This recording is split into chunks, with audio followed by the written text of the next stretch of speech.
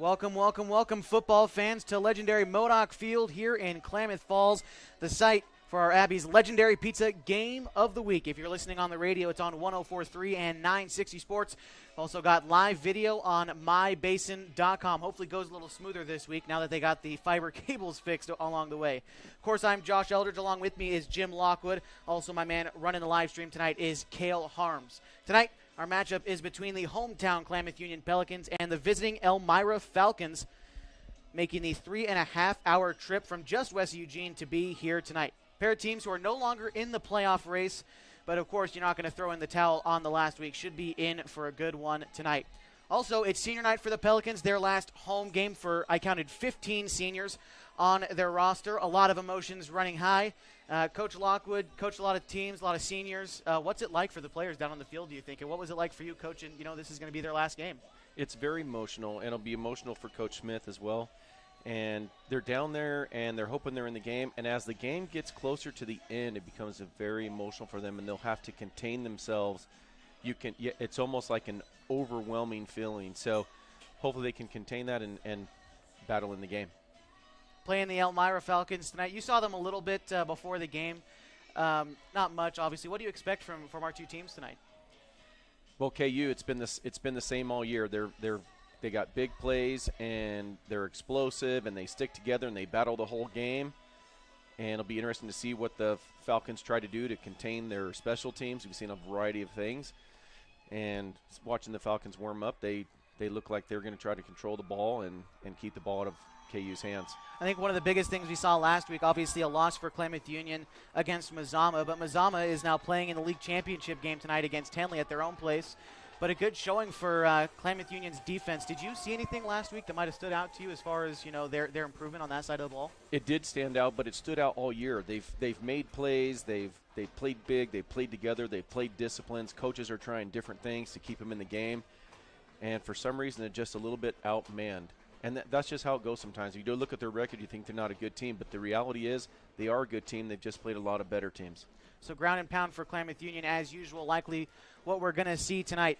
We're going to take a quick break here in just a minute, but before we do, want to take a quick look at what else is going on in the Klamath areas. We do have a lot of games tonight. It's the final night for football in Oregon. The big game is going across the way, Henley and Mazama, the league championship, Skyline Conference on the line in that one. Both teams are 3-0 in league play. Henley's undefeated overall, 7-0. Mazama lost 55-21 against Marist a couple weeks ago before beating Klamath Union last week. So the league championship is definitely going to be a good one there. You've also got North Valley in the Skyline Conference as well. Klamath Union's behind them, and Phoenix rounds out the list.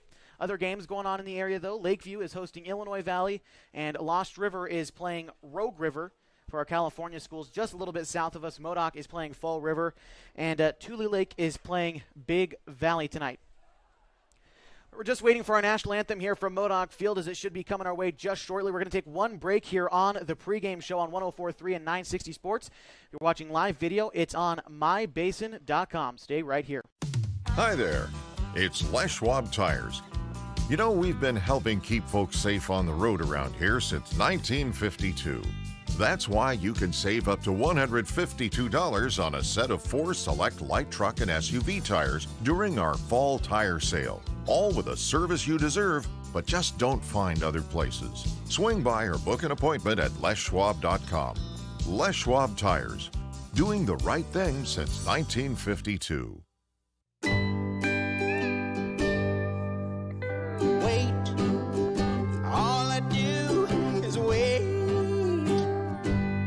So lonely, I just sigh and moan. Seems like I've been waiting forever, wondering if you're coming home. I just saw your face, I know you're coming home. I swear there is no place and then I heard your voice. I know you're coming home. I know you're coming home. This is where unconditional love and immeasurable happiness reside. This is home. Coldwell Banker, where home begins. So my very fondest memory at an Abby's came in high school after we won a state championship in basketball, a moment we'll never forget. The very first thing we did, celebrated across the street at Abby's. And for us to just enjoy and savor the season and what we accomplished there, and that pizza became synonymous with this championship memory. It's great to have some of those just foundational, traditional spots that we can all go to and enjoy a great time.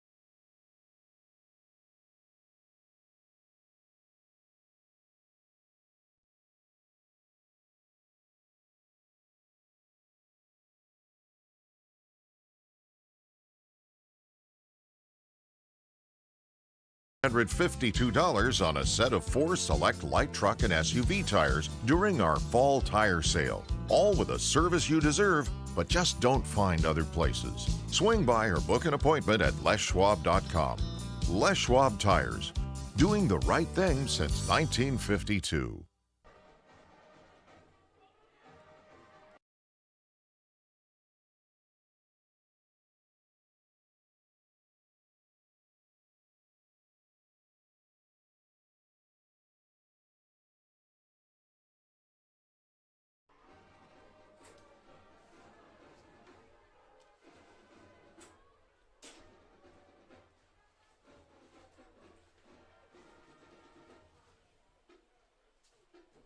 Welcome back to Modoc Field. Klamath Falls, the site of tonight's Abby's Legendary Pizza Game of the Week between the Klamath Union Pelicans and the ELMIRA Falcons. Again, making the long trip in bus, around 4 hours they make in this trip. But we did it last year, so coming down tonight for Klamath Union's senior night. Neither of these teams really in the playoff race. Klamath Union mathematically eliminated last time against Mazama. They're 1-3 in league play, 1-6 overall.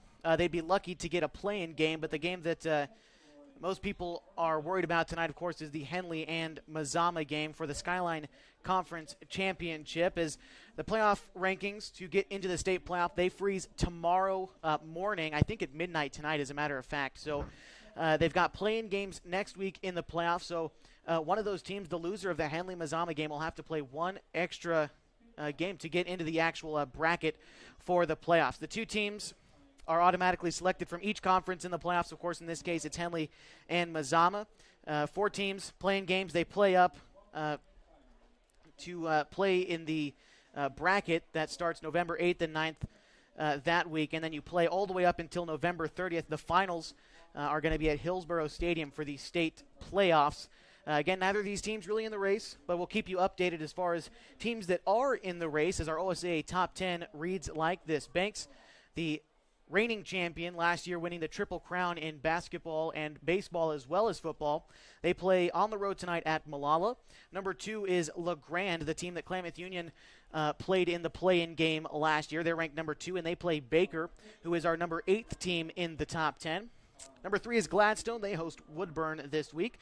North Marion is number 4. They travel to the Dalles this week. Henley and Mazama are our 5 and 6 teams in the OSA top 10. So, again, That's going to be really the game we're going to try to inform you as much as we can on as the night progresses. So Henley and Mazama are 5th and 6th, respectively. Number 7 is Cascade. They play Philomath tonight. Number 8, again, is Baker. They're playing number 2, LeGrand. Number 9 is Marshfield, the team that Mazama lost to, yet are 3 spaces ahead of them in our top 10 standings. But Marist and Marshfield playing in Coos Bay tonight. And, again, number 10, the Dow's playing against North Marion tonight as well. Those are the OSA top 10 as we have them right now. Again, the rankings will freeze. They'll be seeded into the 16-team playoff bracket here in a couple weeks, as we're going to have our captains meet at midfield here in just a second. Our officials tonight, as we'll get those to you first, our white cap tonight is going to be David Van Horn. Our umpire is Ron Wagner. Our 2 linesmen tonight are Dan Slezak and Robert Chavez, and the back judge is Tim Murphy tonight. As for Klamath Union, the captains stay the same with this squad. It's Xavier Arvizu, the senior, standing 6 foot, 195 pounds. You're also going to have number 13, Angel Hernandez, the tight end and defensive lineman, the senior, standing 5'10", 195 pounds. Also out there, number 70, Connor Endicott, a senior, standing 5'10", 280 pounds. And, of course, Darius Holmes, number 82, the senior, 5'11", 195 pounds. All 4 of those guys playing their final home football game tonight. And as we had talked about earlier, as we get close to the end of this game, the emotions are definitely going to be riding high. The captains, as we have him for the Elmira Falcons, is number 11, Gavin Parker, a senior, standing 5'11", 175 pounds. Also, Landon Parker, a sophomore, standing 5'10", 145 pounds. He's the honorary captain tonight. The coaches said he worked extra hard in practice this week as a sophomore, as a captain out there tonight. The third captain for the Falcons, is Coben Herbert, their quarterback, the junior, standing 6'5", 205 pounds. And the final captain is Bryce Sawyer, a running back and defensive back, another senior, standing 5'8", 175 pounds. They got the coin flip going on down there as we have our results. And it looks like Elmira is going to have won the coin toss, and they will receive to start things tonight. So Klamath Union's defense will be able to hit the field first. You think that gives them any momentum, considering their defense is what kept them in the games the last couple weeks? I think it will, and I think that they'll have good field position, and they're going to be able to be tested by Herbert and see if they can get some pressure on him and get any pressure up the middle and get a hand up. With a tall quarterback like that, you're going to have to block his vision a little bit. So Coben Herbert is their junior starting quarterback, as you mentioned. Again, 6'5". He's going to be able to see over the line of scrimmage fairly well tonight. So might see him pass a little bit, but from what we can tell, Elmira likes to run the ball just as much as they like to throw it around. So he's going to be their starting quarterback. Other starters for the Elmira Falcons, a wide receiver, Bryson Forsman, number 1, a junior, standing 6 foot tall, 155 pounds. You're also going to have Bryce Sawyer, their running back, out there as well, one of the captains, another senior. Number 24, Gavin Lang, a sophomore running back, is going to be out there as well. Number 28, Blake Wiggum on their starting lineup. You get in their offensive lineman, you're going to have number 52, Christian McCauley, number 55, Sam Moy, number 56, Fabian Marshall, number 58, Luke Walgamot, and number 64, Matt Tempe, all of their offensive linemen starters. Finally, their last skills position, number 85, Josiah Hernandez. As we're ready for first kick tonight, again, if you're able to, we've got live video, HD video this week with no problems, we hope, on mybasin.com. If you're listening on the radio, we thank you for joining us just as much on the radio at 104.3 and 960 Sports is where we are tonight. Xavier Arvizu to kick off for the Klamath Union Pelicans. Back to receive for the Elmira Falcons. It's fielded at the 15, brought up past the 20, now to the 30. A flag is thrown as the return man is brought down at the 35. Tough to see who that was. It was number 20 for the Falcons. That would be Bryce Sawyer, a senior. As we get into this game tonight, again, we expect to see Klamath Union's defense really put to the test in this game. As Elmira, they've beaten a couple decent teams, but they've also lost to some very, very good teams tonight. So interesting to see now that Klamath Union is here, what they're able to do against this team. As the flag was on the play, goes against Elmira, and it's going to bring him back about 5 yards. It'll be interesting to see if Connor Trepesky can continue to put pressure on quarterbacks. He's out there, and he's going to battle. senior night for him.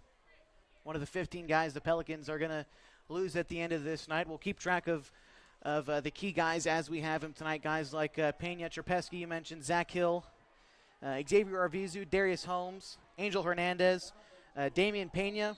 All these guys seniors for the Pelicans, and we'll give you their names again during halftime a little bit later. As the first snap of the game is going to be tossed out to the far side, trying to find room to cut up the middle before being swallowed up. It looked like maybe a gain of 3 on the carry that time for the Falcons was, again, number 20, Bryce Sawyer, the senior back for the Falcons. It's going to bring up second down and what looks to be about 9 yards.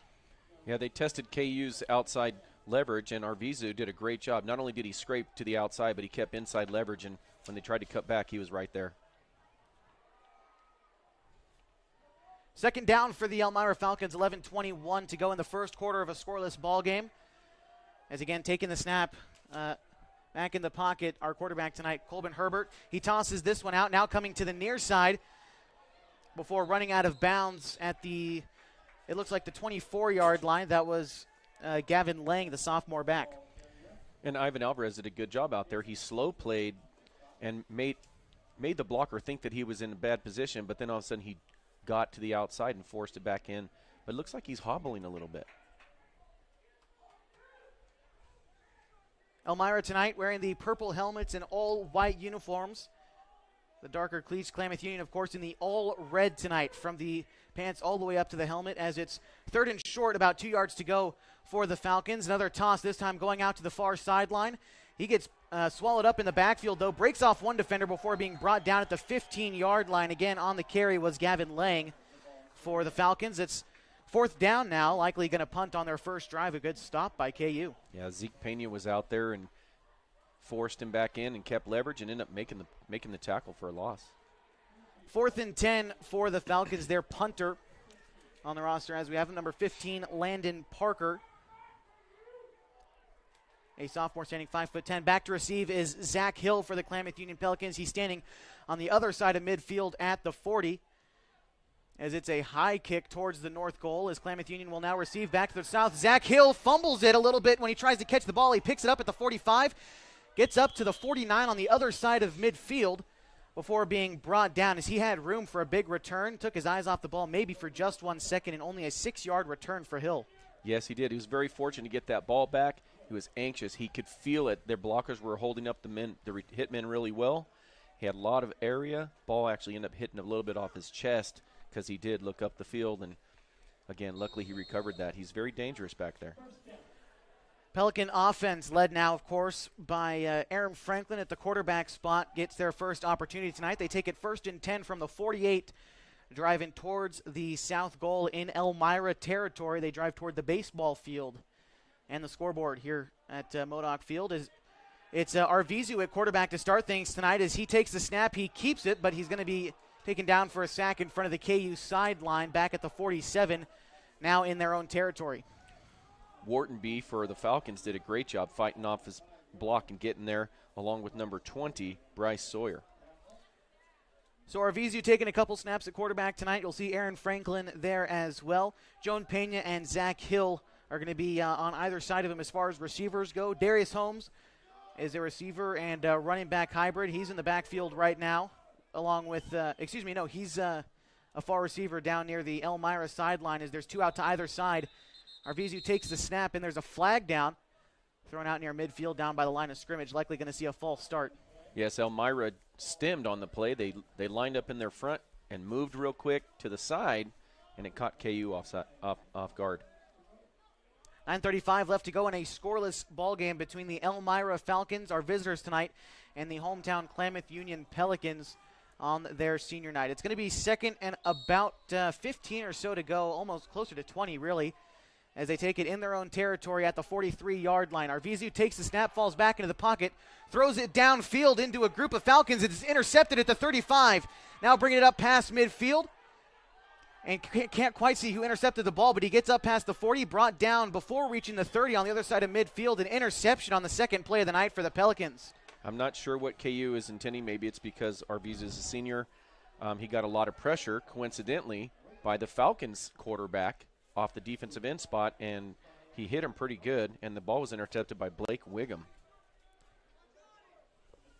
Wiggum on the pick brings it from 35 to 35, really across midfield, and now setting up the Falcons with great field position. They take it, from the 31-yard line in Pelican territory. Driving towards the north, they'd be driving right to left as you would have it. They take it over with 9:19 left to go in the first quarter of a scoreless ball game.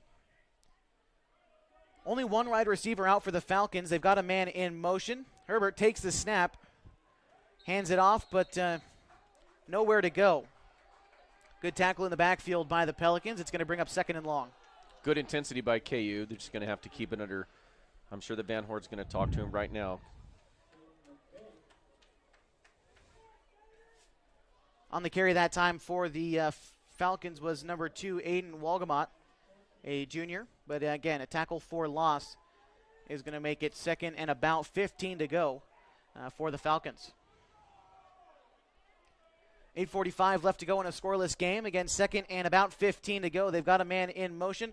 Herbert takes the snap, hands it off, up past the 40, now the 35. He's brought down at the 30. On the carry that time for the Falcons was, again, number 24, Gavin Lang, the man in motion. He takes it for a gain of about 6 yards. Nice job by the Falcons to fight and get to the line of scrimmage. But again, KU's pursuit is excellent. They're going to have to go with some kind of counter, reverse. They're probably not going to get outside the defensive ends very well. 3rd down and long, call it 9 yards as the first down marker is set at the 22, and they take it from the 30-yard line. Again, the same formation, one wide receiver out to the right side of Herbert. He's got a man in motion. He's going to keep it himself on the option play. He tumbles forward for about 3 yards. It's going to bring up 4th down for the Falcons, but there's a flag down after the play down near where the tackle was made. Curious to see what the call is with such a late flag. Again, our Whitecap tonight, David Van Horn. And this is a big play, being that it's 3rd down, whether it's going to be going backwards or forwards. And it's going to go against KU. Couldn't quite tell if that was a holding signal, but either way, it's against the Pelicans. And that'll bring it up. And a 1st down for the Falcons, going to put them inside the 20-yard line. That's the first down of the night for either team, as Elmira gets it with 7:48 left to go in a scoreless game. Still in the first quarter, a lot of football left to go, but now in the red zone, it's going to be 1st and 10 from, call it the 14-yard line, it looks like, as Elmira is still taking it. Herbert in the pocket already. As that one's tossed out to the near side, up to the 10 before spinning out of bounds. No, he drops the ball inbounds. Recovered, though, by the Falcons at the, call it the 14-yard line, so no gain on the play. It's going to bring up 2nd and 10. Carrying that one was Gavin Lang. And both teams have been very fortunate with their turnovers to be able to get them back.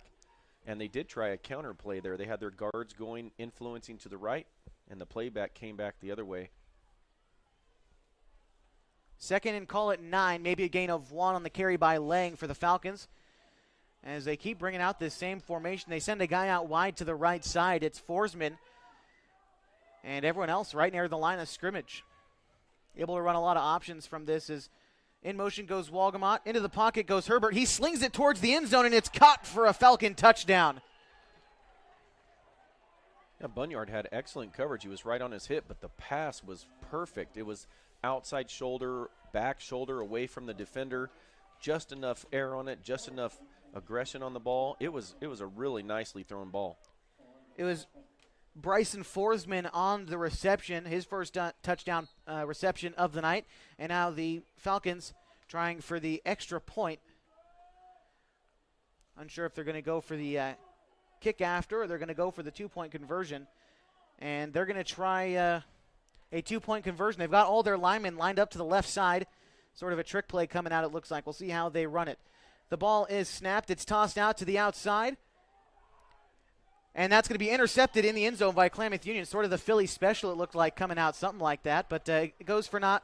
6-0 is where we stand as Elmira caps off a 5-play drive lasting about 3 minutes to put 6 points up on the board. They lead over the Klamath Union Pelicans. You're listening to the Abby's Legendary Pizza Game of the Week on 104.3 and 960 Sports. You've got live video on mybasin.com. Stay right here. Hi there, it's Les Schwab Tires. You know, we've been helping keep folks safe on the road around here since 1952. That's why you can save up to $152 on a set of 4 select light truck and SUV tires during our fall tire sale. All with a service you deserve, but just don't find other places. Swing by or book an appointment at leschwab.com.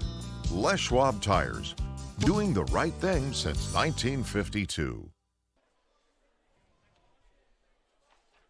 Welcome back to 104.3 and 960 Sports. Live video can be found on mybasin.com. 6-0 the score. The Elmira Falcons lead the Klamath Union Pelicans as they scored, again, a 4-play drive, lasting about 3 minutes. Gets them ahead 6-0. So now they kick off to the Pelicans. Back to receive is Pablo Macias. So Pelicans offense threw an interception their last time out, hoping for better fortunes. I'm not sure if Aaron Franklin's going to come in or that. It was interesting that they went that route. More of a ground ball kicked out towards the 20. They're going to let it roll out of bounds. KU will start their second drive of the game at the 35-yard line. Good choice there by Josiah Bunyard, showing his intelligence. He could have picked up that ball, but just let it roll out of bounds. You're right. And KU is a young team. They have 8 underclassmen that get a significant amount of time, and a lot of them are starters. So last time we saw Xavier Arvizu at the quarterback spot. Looks like we might see Aaron Franklin back there now, and Arvizu returning to his fullback spot. But both of them can throw the ball pretty good. Could switch it up. We've seen the Pelicans do that before as well, but Aaron Franklin is going to be the one under center. Arvizu is going to be behind him. 2 wide receivers set out to either side. They take it from the near hash in front of the KU bench. Going into motion is Joan Pena. It's going to be an option play. Franklin fakes the handoff, and he gets swallowed up, brought down. No gain on the play as he kept it on the option. Yeah, Carson Encott's going to have his hands full out there at left tackle. They've got some really good athleticism out there. Coben Hebert playing that defensive end spot as a junior at 6'5", 205. He shows some get-off and some understanding of what's going on. Second and call it 9 on the play for the Pelicans. 2 wide receivers to the near side. That would be the right side of Franklin. As that one's going to be handed off to Pablo Macias. He gets wrapped up, but he falls forward. A gain of maybe 6 on the play for him. It's going to bring up 3rd down for the Pelicans. One of the things you can see that the Falcons are trying to do is they're blitzing from the wide side here. They see that they have pressure being applied by Herbert, and they bring an outside linebacker or strong safety from the outside. It was a good call. KU, fortunate, was ran to the other side. 5:40 left to go. 6-0. The Elmira Falcons lead the Klamath Union Pelicans. KU in possession of the football, though. 3rd and about 4 to go. 2 men in the backfield behind Aaron Franklin. 3 wide receivers set. 2 to the far side, 1 to the near side. And in motion goes a man taking the handoff. It looks like it's Joan Pena. He sheds off 1 defender, gets upfield just a little bit. Looks like he's short of the 1st down marker by about 1 yard. So it brings up 4th for the Pelicans. And uncharacteristically, after that play, there were 4 red jerseys, all offensive linemen that were looking at the pile had missed their blocks. And that's very uncharacteristic for them, and even effort-wise, for them to not go and push the pile on a short yardage play. I was very surprised here. The offense going to stay out there for the 4th down conversion attempt, their first of the night. They've been able to convert pretty successfully throughout the season, almost about half the time on their 4th down conversion attempts. They've been able to do it, but they're also measuring to see if he got the 1st down. I think it's just short, maybe 4 or 5 inches. However, this is a very risky call. I don't see Coach Smith going for it here. It would put a major bind on their defense. Probably just going to decide to punt him down, punt it away. He may look at his fake right, read it again on the punt, though. Darius Holmes going to kick if they decide to do it, but again, they're going to measure this one with the sticks. So they bring him out toward midfield, it looks like. In the meantime, though, I'd like to remind you that you're listening to the Abby's Legendary Pizza Game of the Week. If you're looking for a great place to eat, head to one of the Abby's Legendary Pizza locations for the best pizza in the Basin. 1919 Austin Street or 2226 Shalleck Street near OIT. Abby's Legendary Pizza is a proud supporter of high school athletics. And in the meantime, it's called a first down for the Pelicans. So it's going to be 1st and 10 from the 45, still in their own territory as they drive toward the south goal, left to right as you would have it. What a blessing. That's awesome. They didn't have to go for it, still at midfield. And it definitely looked like they were short up here, but it's still a 1st and 10 again from the 45. Franklin under center. Pena goes into motion. He takes the toss going to the far sideline, but he is brought down, a loss of 5 on the play. In on the tackle was Colbin Herbert for the Falcons. He's definitely a man to reckon with out there. They're going to have to double team him or chip, and they got their hands full. He is way too athletic out there for KU's left tackle. Jameis Dutra checks in for the Pelicans. Coming off now on the sideline is the freshman Caden Coulter. See what they decide to do now, adding a wide receiver, taking off the tight end. 2nd and 15 for the Pelicans. They take it from the 40-yard line, still in their own territory, driving upfield toward the south goal. 3:56 left to go in a 6-0 ball game. The Falcons lead the Pelicans. Franklin takes the snap in the pocket, feels a lot of pressure, sheds off one defender, able to cut upfield. He gets the 40 before letting it go. Dutra dives and catches the ball at the 35-yard line, brings it up to the 37. Great play by Aaron Franklin. Under tons of pressure, finds the open area, doesn't pass the line of scrimmage, keeps his eyes downfield, and throws the ball away from the defense, lets his athlete go get it. Nice job, Franklin. Throws it on the run, I might add, as well. A great play. Brings up 1st and 10 for the Pelicans.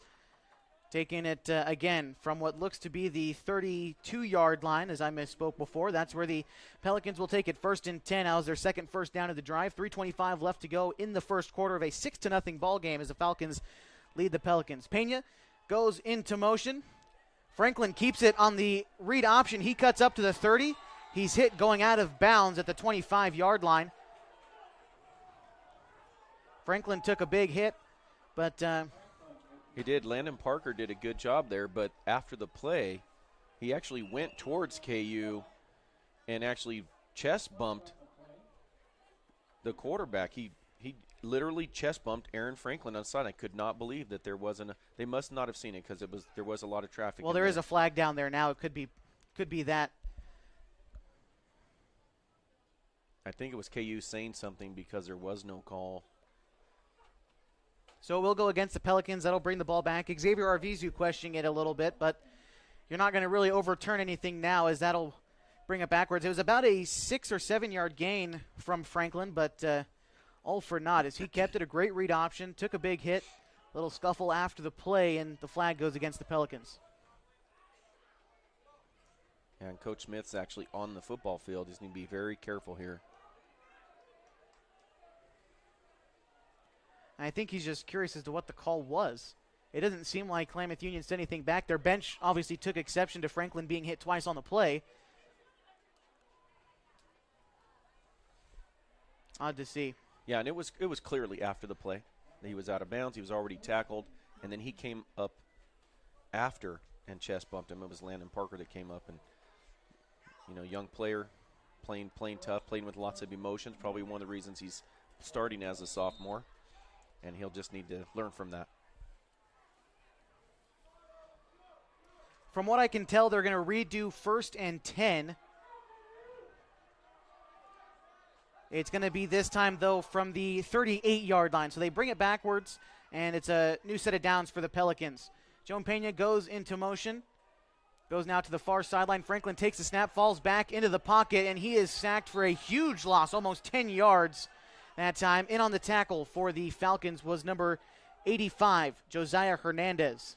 And also Gavin Parker back there showing a lot of pressure and being able to throw the quarterback down. And their defensive ends are really getting after it. Their linebackers, they're fast. And KU's going to have to pick up their game right now, offensive line-wise.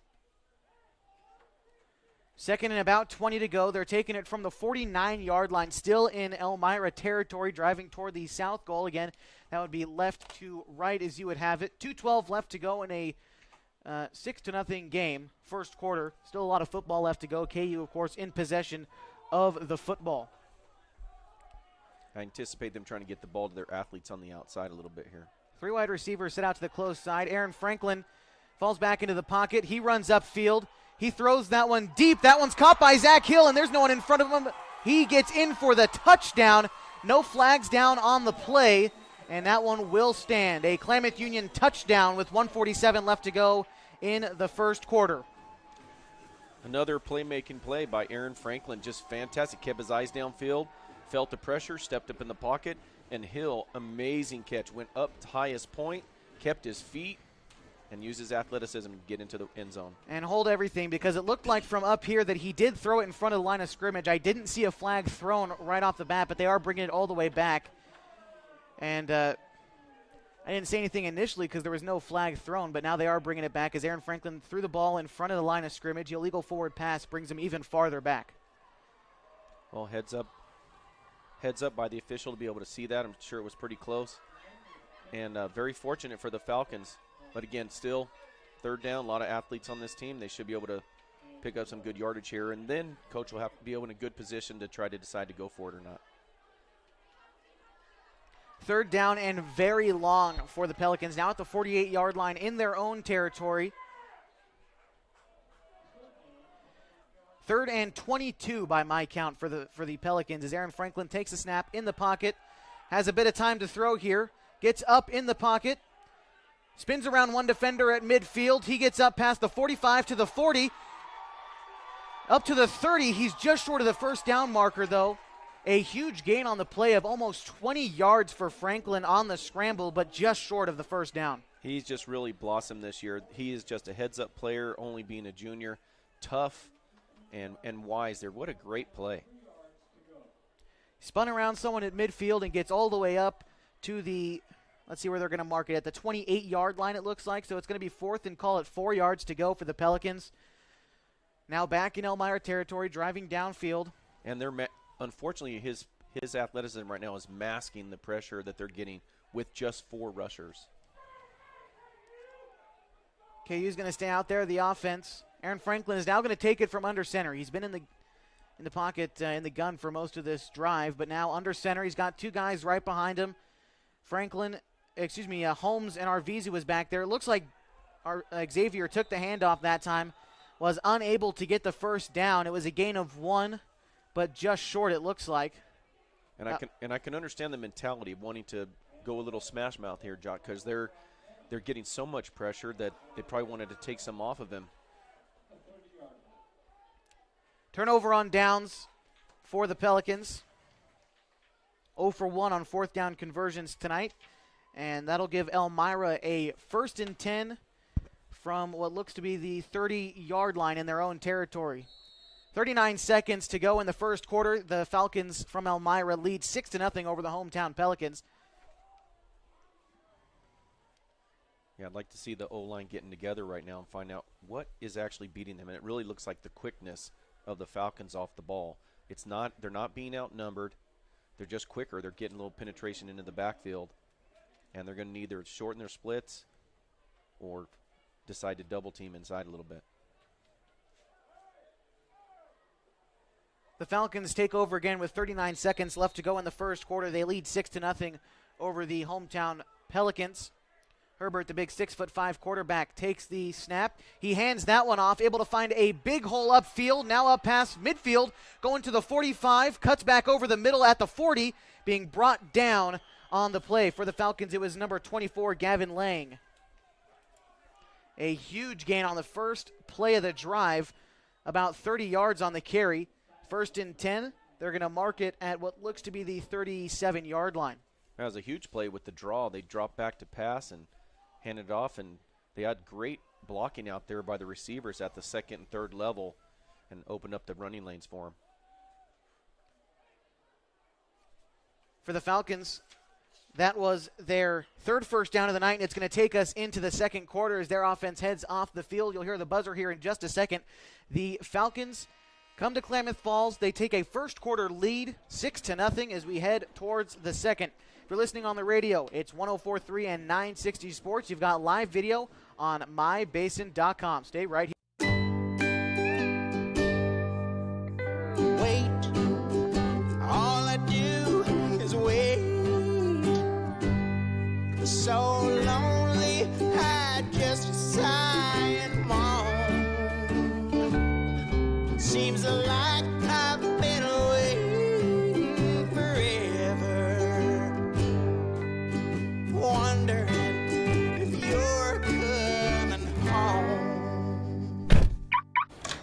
I just saw your face, I know you're coming home. I swear there is no place that feels as good as home. And then I heard your voice, I know you're coming home. I know you're coming home. This is where unconditional love and immeasurable happiness reside. This is home. Coldwell Banker. Welcome back to 104.3 and 960 Sports. Live video is on mybasin.com. 6-0, the Elmira Falcons lead the Klamath Union Pelicans as we're in the second quarter of play tonight. Elmira is in possession of the ball. They drive now towards the south goal. As before we're able to start playing the second quarter, a whistle is blown. No flag is down. Just curious to see what the call is. 12 minutes are on the clock. Again, the Falcons taking possession of the football because of a turnover on downs on Klamath Union's last drive. And looks like we're ready for football once again. Colburn Herbert not under center, but they got a man in motion. It was Lang. Lang takes the toss. He's able to cut up field. He gets up past the 30, the 25, 20, 15, 10, 5. Touchdown for the Elmira Falcons. You got a sense right now that Elmira wants it a little bit more, and KU's, the leadership's going to have to step up, and usually you have somebody on KU's, for example, like Alvarez or Croy or Hernandez. These guys would step up and get guys going. 'Cause right now they're a little flat. Liang carried that one 27 yards by my count, in for the touchdown. Now awaiting the extra point attempt for the Falcons. They lead 12-0 again. Still waiting for the extra point. Looks like they're going to go for a two-point conversion here. Two wide receivers out to the left side of Herbert, one to the near side, the right side, and they've got a man in the backfield. It's a play-action pass. Herbert falls back into the pocket, throws it to the end zone, falls incomplete. 12-0 is where we will stay as the Falcons have scored twice. They've failed on the two-point conversion twice. Again, they lead 12-0 on our Abby's Legendary Pizza Game of the Week. You're listening on the radio at 104.3 and 960 Sports. Live videos on mybasin.com. Stay right here. So my very fondest memory at an Abby's came in high school after we won a state championship in basketball, a moment we'll never forget. The very first thing we did, celebrated across the street at Abby's. And for us to just enjoy and savor the season and what we accomplished there, and that pizza became synonymous with this championship memory. It's great to have some of those just foundational, traditional spots that we can all go to and enjoy a great time.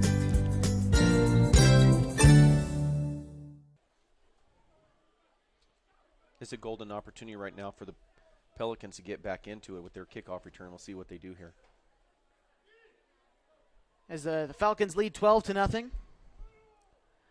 Their last drive lasting 2 plays, capping it off with a Gavin Lang 27-yard touchdown carry. Elmira failed on the two-point conversion. They're 0 for 2 on two-point conversions tonight, but the Pelicans now able to take possession of the football.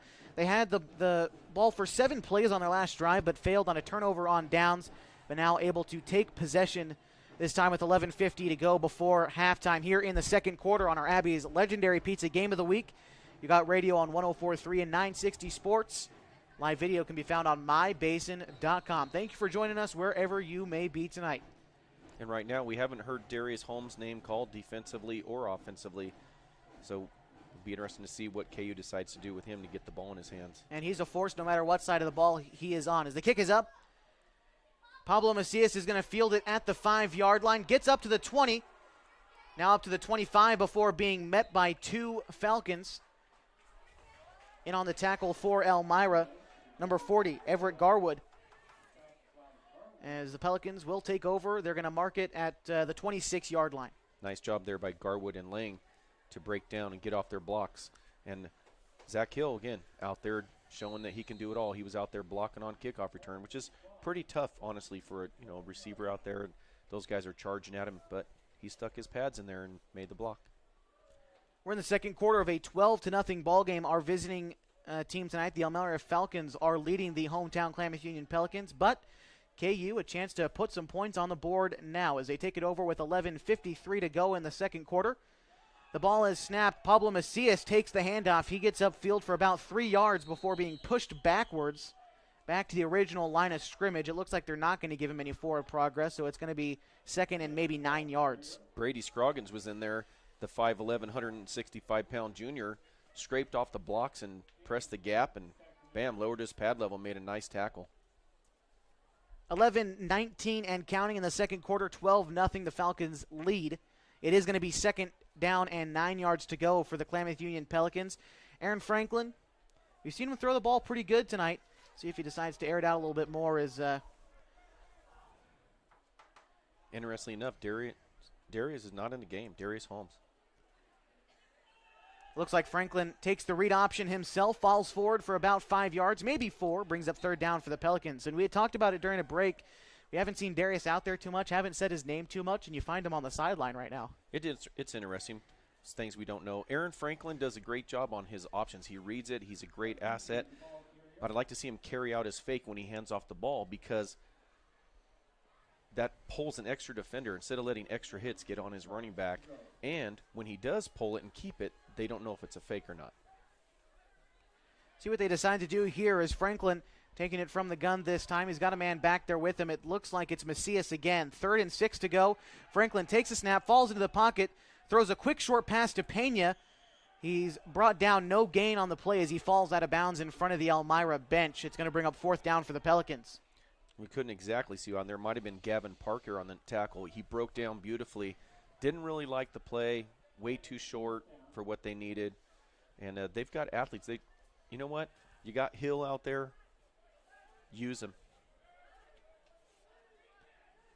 It's going to be a punt coming out. Darius Holmes is back there to kick for Klamath Union. He's going to be standing at about the 15-yard line to receive for the Falcons.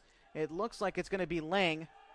Pardon me, no, it's Forsman who's back there. Holmes gets off the kick way over Forsman's head. It bounces around at the 30, gets all the way down to the 20. That's a great punt. And Pablo Macias is going to pick it up at what looks to be about the 17-yard line. So I'm very surprised on that play. It was a horrible snap. The ball rolled back to Darius. He picked it up. He had about 10, 15 yards he could have ran, but he was thinking about being smart and getting that ball off when there was space. So nice punt by him, but he could have ran for the first down. He could have run for the first down. ELMIRA takes it over at their own 17-yard line with 9:27 left to go in the half. They lead 12-0 over the Pelicans. And an opportunity now to drive downfield, show what their offense is all about. Again, their last scoring drive lasting only 2 plays, and it was a big break for Gavin Liang carrying it 27 yards. But, again, they haven't had the ball for more than 5 plays once tonight. An opportunity here to work some things out. As Herbert takes a snap, he tosses it out to Lang. It looks like he's going to break down to pass, but he's swallowed up in the backfield. Another trick play coming out for the Falcons, a loss of 10.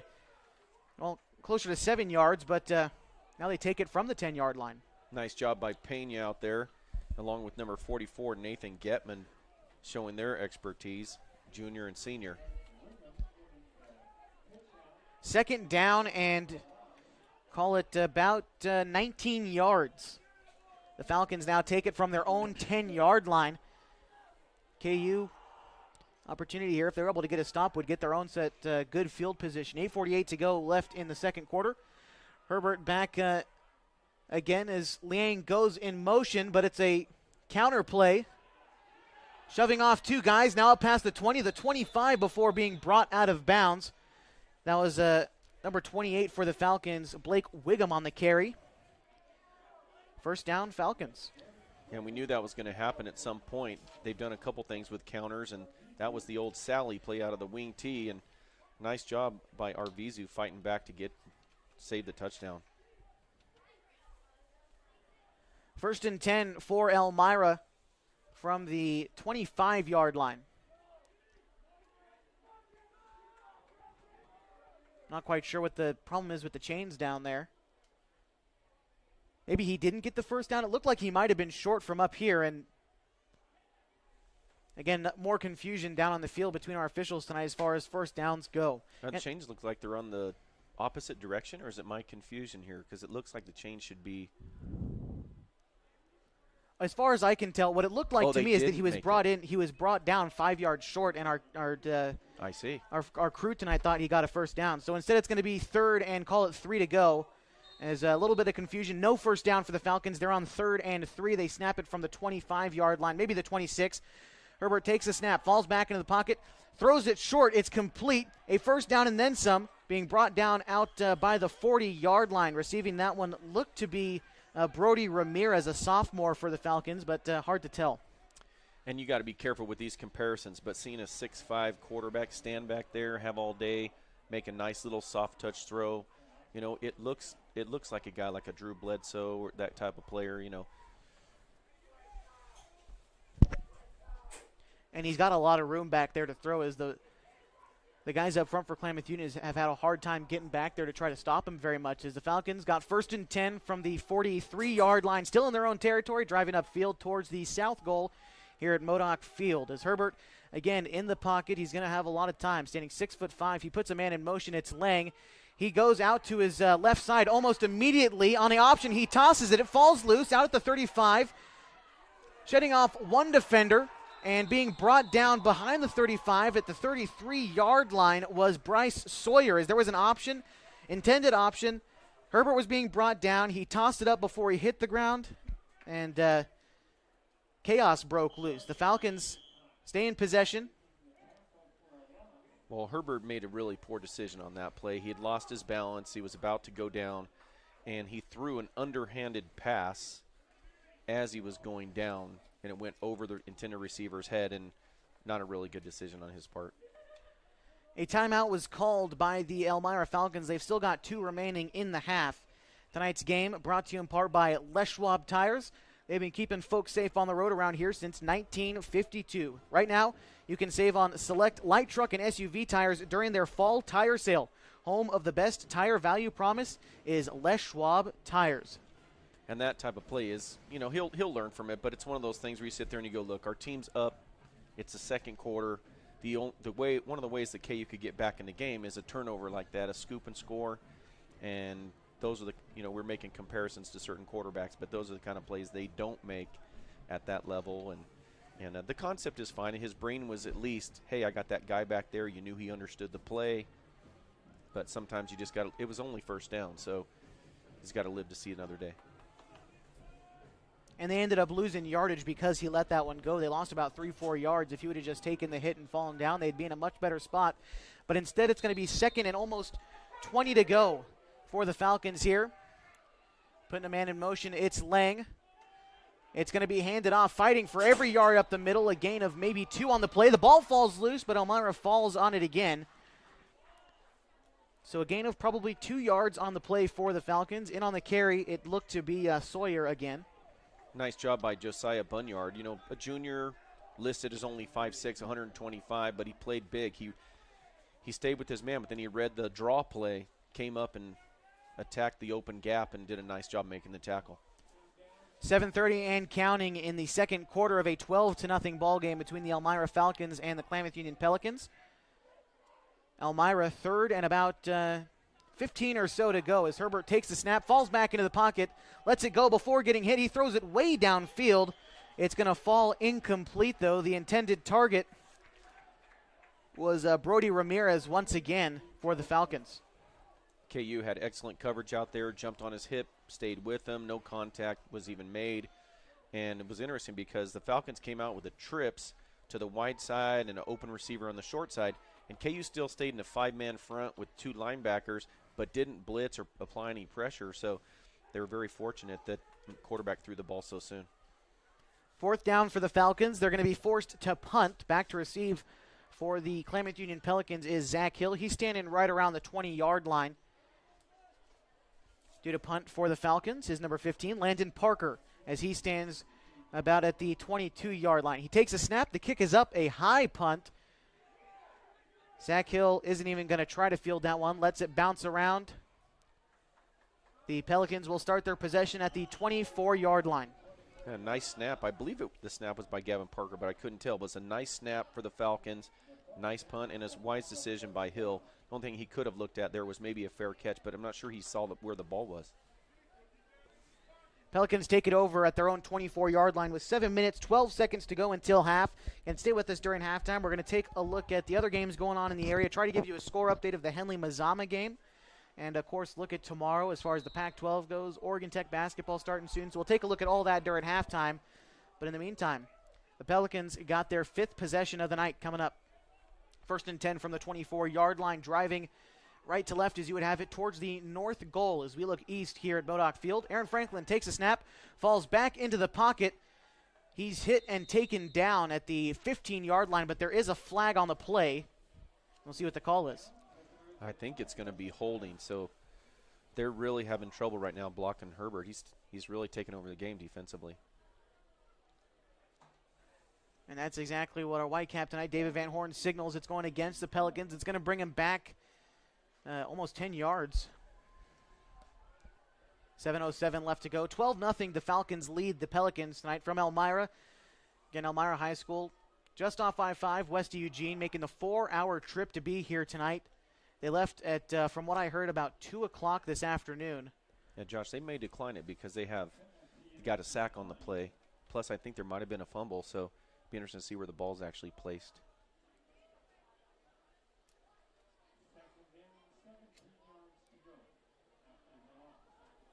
It's going to be second, and they're going to spot it 17 yards to go.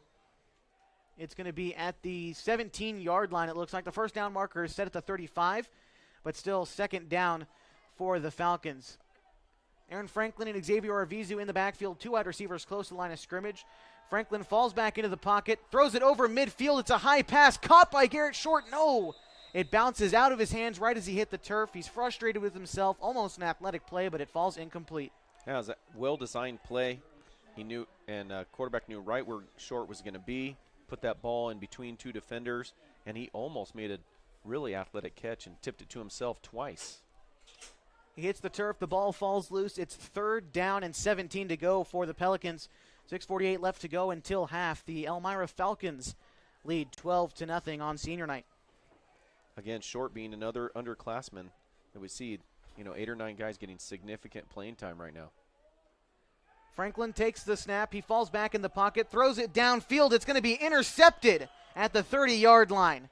Second interception thrown by the Pelicans tonight. Snagging that one in midair was Gavin Parker.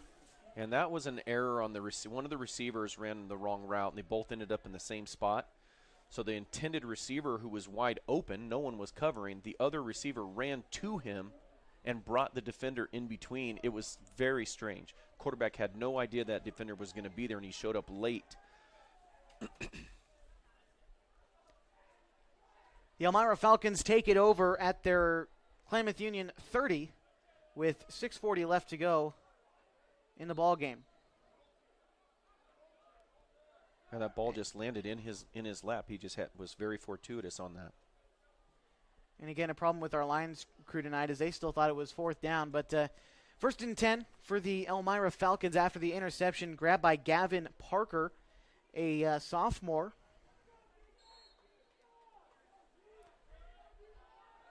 Excuse me, Gavin Parker is a senior intercepting that last one. 1st and 10, Herbert takes the snap, falls back into the pocket, throws a bullet over midfield, but it falls right between 2 of his guys, incomplete. As they were running kind of a post route, falls right between them. 2nd and 10. Yes, both receivers were running post, but they were going to crisscross, and he has a choice to throw that early when they're hitting the post or late after they cross. And he saw that one of them on the left side was wide open, but he got overzealous and threw it way too high. He was just super excited. 2nd and 10 for the Falcons. Again, they take it from the KU 30, driving toward the south goal, towards the scoreboard and the grass baseball field. As 2nd and 10, put a man in motion. Herbert tosses it over. It's Lang who takes it up near the near sideline. He's able to cut up towards the 25. Doesn't quite get there. He's down at the 26 as he drives downfield with the Falcons. And Landon Parker was out there blocking And he knows he got a little away with a little block in the back, but third down and call it 6 to go for Elmira. 6-12 and counting. 12-0 the score. The Falcons are leading the Pelicans tonight. The third down is going to be taken from the 27-yard line. Still in KU territory. The Falcons still driving downfield as they lead 12-0 over this senior night team and the senior night crowd. Forsman's out on the outside. Anticipate them trying to get him the ball. Herbert takes a snap, pump fake. He's now running towards the far sideline, being chased by Cherpesky. Throw on the run, falls incomplete in the end zone. No flag on the play. They're just going to call it incomplete as he took a big shot there and doesn't convert. It's going to be 4th and 6 to go. Yeah, Forsman was open, and KU was very fortunate. They call an inadvertent contact, but DB ran over and basically ran through his legs and tripped him up. So it wasn't a bad call, and it was, it's a judgment call, and KU was very fortunate in that. 4th and 6 to go. What do you see Elmira doing here? Do you see him going for it this close, or do you see him breaking out the punt? I see them going for it for sure, and they'll most likely pass it. They've tried a couple of draw plays, they've tried a couple trick plays, but I think they're seeing that their quarterback's not getting any pressure. So this is going to be the first time they've tried a 4th down conversion tonight. Have punted it every other time that they've gotten in this position, but this time going for it. 4th and 6 to go. Herbert in the pocket. 3 wide receivers set out to his right side. Herbert falls in the pocket, throws it over the middle, and it looks like, oh no, it was a pump fake. He's able to cut up midfield, up the far sideline. He gets brought out of bounds at the 15 as everyone's head turned, including mine, but he held onto the football, kept it for the scramble, a gain of about 10 on the play, a first down for the Falcons. And the first part of both plays, 3rd down and 4th down, looked very similar. Connor Cherpesky had great pressure coming up the middle there, but you saw that Herbert was able to pivot out and go opposite direction to his left. Same thing on both plays. Both plays were against Cherpesky. 5:31 to go in the second quarter. 1st and 10 from the 15-yard line for Elmira. It looks like they've called a timeout. And Josh, I think the big thing right now is that play does not occur if Darius Holmes is at defensive end. That's a sack. We haven't said his name hardly at all, and when we have, it's because we found him on the sideline as he doesn't look, he was running out there, running routes with his guys before the game during practice this week. He was out there as well. Just curious to see why he's not out there right now. Yeah, he's also punting, so I don't, not aware of anything. But and especially on the senior night. He is graduating at the end of this year. And that play does not occur with him out there. KU called a timeout with 5:31 left to go. You're listening to the Abby's Legendary Pizza Game of the Week, presented in part by Coldwell Banker. They've been the star of the real estate universe for more than 100 years. And here in the Klamath Basin, Coldwell Banker Home and Premier Realty will be taking the brand into the next 100. Coldwell Banker Home and Premier Realty will always be locally owned and nationally known. Let them be the star that guides you home. And I'm not trying to imply anything. There's obviously a reason he's not out there. I'm just trying to give him props for based on what we've seen all year that I believe he would stop that play. 1st and 10 from the 15 as both teams head back out onto the field. Coming out of the timeout, 5:31 left to go. Liang goes into motion. Herbert takes the high snap. He keeps it in himself, finds a hole, plunges up for a gain of about 6 on the play. Took the high snap, runs up himself, 2nd down. You have to be impressed with a guy who's 6'5", who's willing to carry the ball and put pressure on himself and play defense. That's pretty impressive. 5:10 and counting until halftime here from Modoc Field. During halftime, they're going to honor the senior band members and cheerleaders, as again, it is senior night tonight, as all 15 Pelicans were honored before the game this evening, and we'll give them all props during halftime as well. Meantime, it's 2nd and 4 to go for the Elmira Falcons, as that's going to be handed off, it looks like, to number 20 for the Falcons. He plunges up. It looks like he got in the end zone, waiting for the signal. Touchdown, Elmira on the carry for Bryce Sawyer. And Nate Getman had him in the backfield. And great job by the running back bouncing off pressure and keeping his feet moving. An 11-yard carry for Sawyer. The Falcons now lead 18-0 over the hometown Klamath Union Pelicans tonight. Now awaiting an extra point. They've gone for the conversion attempt twice tonight. We'll see what they go for here. I didn't see a kicker warming up at all, but Their kicker listed, as I was told, was Landon Parker, the same guy who's been punting tonight. But okay. We haven't seen him kick any field goals or point afters tonight as a 2-point conversion is on. Herbert takes it, hands it off, no good, as falling forward for no gain. It looks like Sawyer was on the carry again. It's going to stay 18-0. The Elmira Falcons coming into town and humming on both sides of the football. Yeah, nice play by Julian Navarro and Arvizu, and again, right there in the middle, Cherpesky. KU is going to receive, looking to put some points up on the board before halftime. 4:44 to go in the second quarter. Again, the Falcons lead 18-0 after capping off a 5-play drive, going 70 yards in almost 2 minutes. Call it 156 on 5 plays, capping it off with a Bryce Sawyer 11-yard touchdown carry, putting them up again 18-0. Yeah, KU is going to have to get back in there, but right now they're walking out on the field and they're pretty flat. I'd like to see one of those captains step up like we were referring to earlier. And they've got guys to do it. We could list probably 4 or 5 of them. It's just up to one of them who has got to step it up and hopefully not have to wait till the halftime locker room to do it. And that's part of the concern when you have maybe they're seniors, whatever, and they can be feeling major emotions. It's going to have to be somebody else to step up who maybe hasn't been doing it all year to support those guys, because it's a heavy load. The Falcons set to kick off to the Klamath Union Pelicans. Zach Hill is the man who's farthest back, not Pablo Macias, but he is out there as well with Jameis Dutra, the 3 guys who are deepest for the Pelicans. Due to kick off for the Falcons is Landon Parker. Kick more of a line drive as Dutra fields it at the 10. He's able to get upfield, standing behind his blockers. He gets up past the 40. He gets brought down by the kicker. The last guy, the last line of defense is Landon Parker, or Jameis Dutra had free range in front of him. Yeah, as soon as that ball went line drive, as a returner, we'd love those. And that's extremely dangerous. What a fantastic tackle. Maybe he just wanted to make that tackle there, Josh. That was a dangerous kick. He'll be talking about that one all weekend. The kicker making a tackle, you got to love it. Yes. 1st and 10 for the Pelicans. They're going to take it from the 44-yard line, still in their own territory, driving toward the north goal. And 4:35 left to go before half. The Pelicans would love to put some points up on the board, trim the lead. They get the ball back starting at the third quarter. If you're able to maybe score on your next couple drives, you're right back in the ball game. But first, you got to focus right here, try to put some points up on the board. Taking the handoff was Xavier Arvizu. A gain of 1 on the play. He gets up to the 45 before being brought down by about 3 or 4 guys up front for the Falcons. One of the negatives to loading up the box like that is linebackers start licking their chops. And Aiden Wolgamont, the 5'8", 170-pound linebacker, he's like, hey, you're going to try to run on me, I'm going to scrape, and I'm going to fill that gap. And he was back in the – luckily they made any yards on that.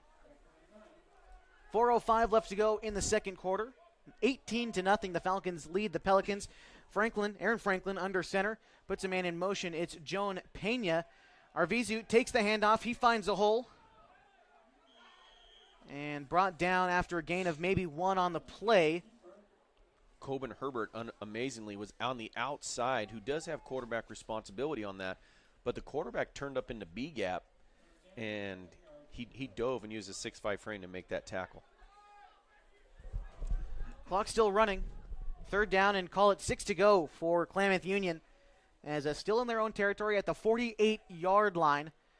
They take it right on top of the U in the big KU at midfield. 3rd and 6 to go. Aaron Franklin takes it in the pocket. He falls back. He throws it over the middle. Garrett Short, the intended receiver, but it falls incomplete right through his fingertips. Brings up 4th for Klamath Union. Yeah, tough call here. Being at midfield, he's going to have to punt. And you see Hill coming off the field like, man, just give me a shot. Darius Holmes out to punt for the Klamath Union Pelicans. Back to receive for the Elmira Falcons is going to be Bryson Forsman, a junior, as he's been out there wide receiving as well. He's already got a touchdown reception on the offensive side, and he's also going to be the punt returner for Elmira tonight. With 3:10 left to go, Darius Holmes ranges to his right side before finally getting the punt off. It's a high punt, goes out of bounds.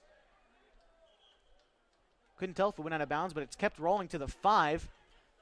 And I believe they're going to mark that it went out of bounds at the 12. Tough to say, but either way, deep in their own territory is Elmira to start this drive. Yeah, golden opportunity for the Pels here to put some pressure on the Falcons. And they're going to take it from the 12-yard lines in their own territory. 2:56 to go before halftime.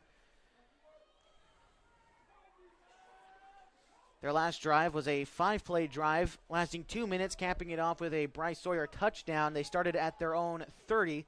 This time a bit farther back. Last time they started this far back, it ended up in a punt for the Falcons. We'll see what the Klamath Union Pelicans can end up doing defensively here. 1st and 10 from the, we'll call it the 12 or 13-yard line again for Elmira, as Herbert hasn't taken a single snap under center tonight as he's back there once again. The man in motion is Lang.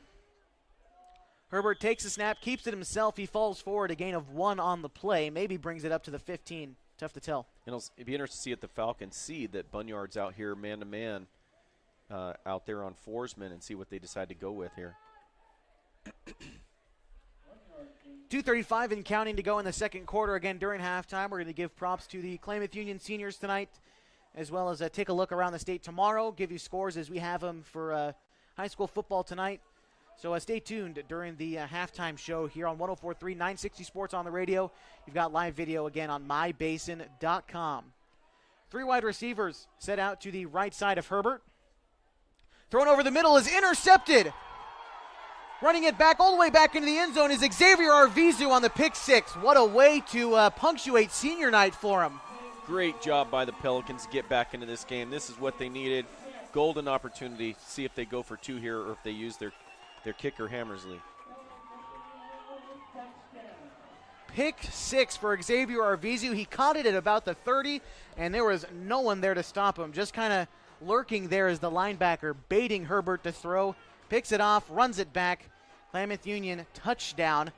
Now again, we'll see if they go for the kick the point after. We haven't seen him do it since about week 3, or if they go for the 2-point conversion. And it's interesting, too, that the Falcons went for that pass over the middle. They had an isolated receiver out here with about 25 yards of width they could have gone to. So, interesting call.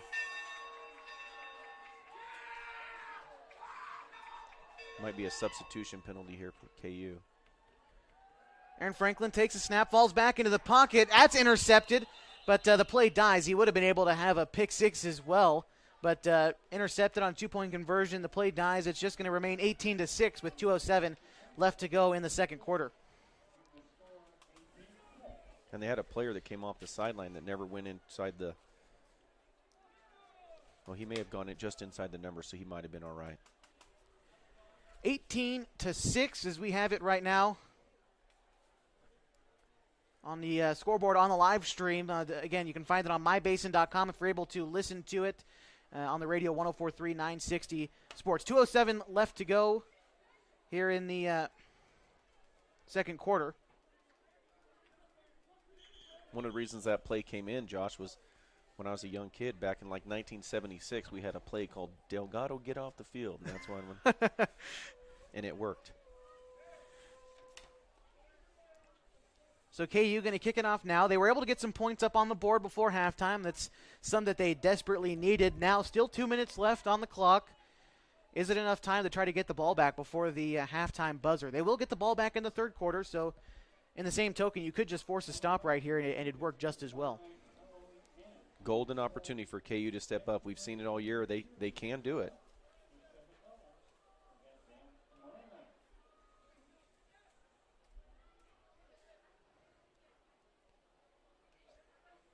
And the Falcons have to be probably kicking themselves a little bit with the pass over the middle, but there's a penalty against the Falcons. It'll be enforced here on the kick, it looks like. Oh, maybe not. Maybe my eyes have failed me a little bit. As Xavier Arvizu kicks it up from the 40. It's fielded just behind the 20 by number 2, Aiden Wagamont. He gets up past the 30, being brought down before reaching the 35. And that's where the Falcons will start their drive with 1:58 left to go before halftime. It looks like the same defenders are going in right now for KU, and see if they can get some pressure. And I would anticipate a lot of times the KU will start blitzing in this area, which is it's risky, but they could possibly get a sack here. And watch out for the draws and screens. Defense a little bit rejuvenated, though. Clearly is able to get the pick 6 last time. 1st and 10 from the 33-yard line, it looks like, for Elmira. Putting a man in motion, taking the handoff was Lang. He cuts towards the near sideline, gets up to the 30, tries to find a hole, but he's hit big at the 30-yard line. Might have fallen forward. No gain on the play. Nice job by Pena fighting off the block and forcing him back inside, allowing Joan to allow Zeke to come in and make the play. 1:34 and counting left to go in the second quarter. Elmira in possession of the football. Timeout is going to be called. I believe the Pelicans are going to have called it. Well, it's interesting because Jose Silva was coming off the field, but it was either for equipment or an injury, and he should have just had an equipment timeout. He would have been fine. Wouldn't have to use that timeout. And I think that's what they ended up doing. There's no official timeout on the plays. Ready to go again. 2nd and call it 9 to go. 3 wide receivers set out to the right side of Herbert, 1 to the left. He takes the snap, hands it off. Sawyer gets through a couple guys. He's brought down after a gain of 2 on the play, just short of the 40. It's still going to be 3rd down for Elmira. Nice job there by Navarro, and Arvizu was doing a nice job of shadowing. Wherever that running back went, he was just shuffling left and right and was not allowing him to just break out free. Under a minute now left till halftime. 18-6, Elmira leads. No huddle for them. Herbert still at the quarterback spot. He's takes a snap, drops back into the pocket, feels some pressure. He lets it go right before being hit. It'll fall incomplete at the 45. Intended target for Elmira was Dylan Wiggum. It'd be interesting to see if they call holding or roughing the passer, but Trepesky was back there, and I think they find a little bit of, hey, you got some young core up there on Falcons' O-line that they're trying to take advantage of. And the call is holding against Elmira. That'll bring him back as Herbert did have a lot of time to throw. He's hit as it's thrown, but it'll go for naught as it'll bring the ball back 10 yards. And nice to see Jose Silva back in the game. 40 seconds left to go till halftime. It looks like the penalty is declined. That's going to bring up 4th down, or is it 3rd down? I think that it's going to be 4th down. So they decline the holding penalty. 4th down and 6 to go for Elmira. Good play to try to get the ball back, and you might be able to get a couple quick plays off with 40 seconds left to go. Zach Hill is back to receive at the 25-yard line. And they've done a good job of holding up the outside guys. What I didn't like about the last time is they let the gunner from the middle, which I believe was Gavin Parker, get right down the field. They can't hit him right now because he's snapping. But once he stands up and takes a couple steps, they can hit him. They did a nice job holding him up this time. A high punt doesn't go very far. It's going to bounce around at the 35. Marking it down for Elmira was number 52, Christian McCauley. And that's where the Pelican drive will start, at the 35-yard line. Nice job there by Fabian Marshall. 31 seconds to go. Pelicans probably just going to try to air it out a few times. You think they're just going to try to kneel it down and wait till they get the ball back at halftime with 30 seconds left? I think they'll look and see what's open. I think they'll stay aggressive. The interception might have cautioned them a little bit, so I think they might stay on the outside. It'll be interesting to see if Forsman's back in. Oh, never mind. Yep, Hill's in. 2 wide receivers set out to either side of Aaron Franklin. As he takes the snap, falls back into the pocket, there it is. Throwing it downfield to Zach Hill. He catches it down to the 20, 15, 10, 5, touchdown, Klamath Union.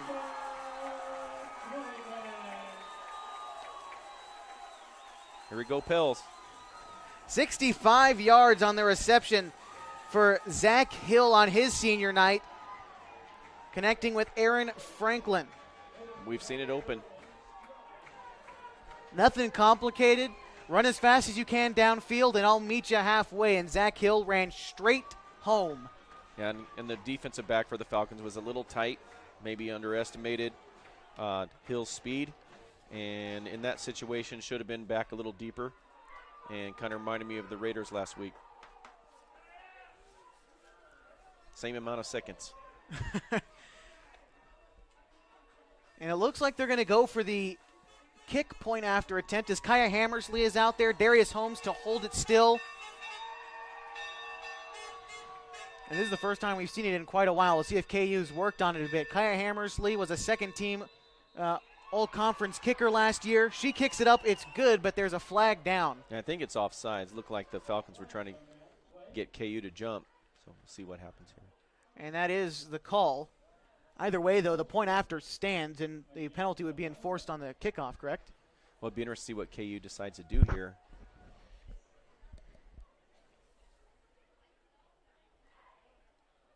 Whether they blew the whistle and stopped the play. It was false start, so it would be before the snap. That is a good point. Oh, they called a false start?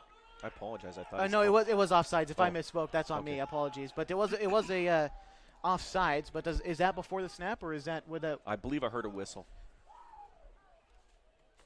It looks like you got it. They're going to have to re-kick the point after. It'd be good for her to get some mojo going into next year. And Kaya's second team all-conference on the special teams last year. The kick is up that time, and it splits the uprights. It's good. 18-13. The Pelicans are right back in this one with 23.3 seconds to go until half, and they get the ball back to start the third quarter, as it's going to be an interesting second 24 minutes. And they've had some issues with their long snapping, and Darius Holmes did a great job getting that ball down. The ball was a little high, but he snatched it and got the ball placed very quickly. So nice job by him and Hammersley being patient on that.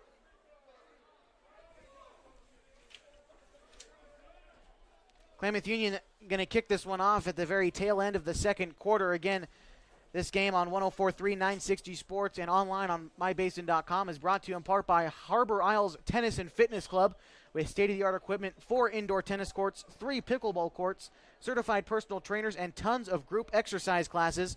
Harbor is the place to be.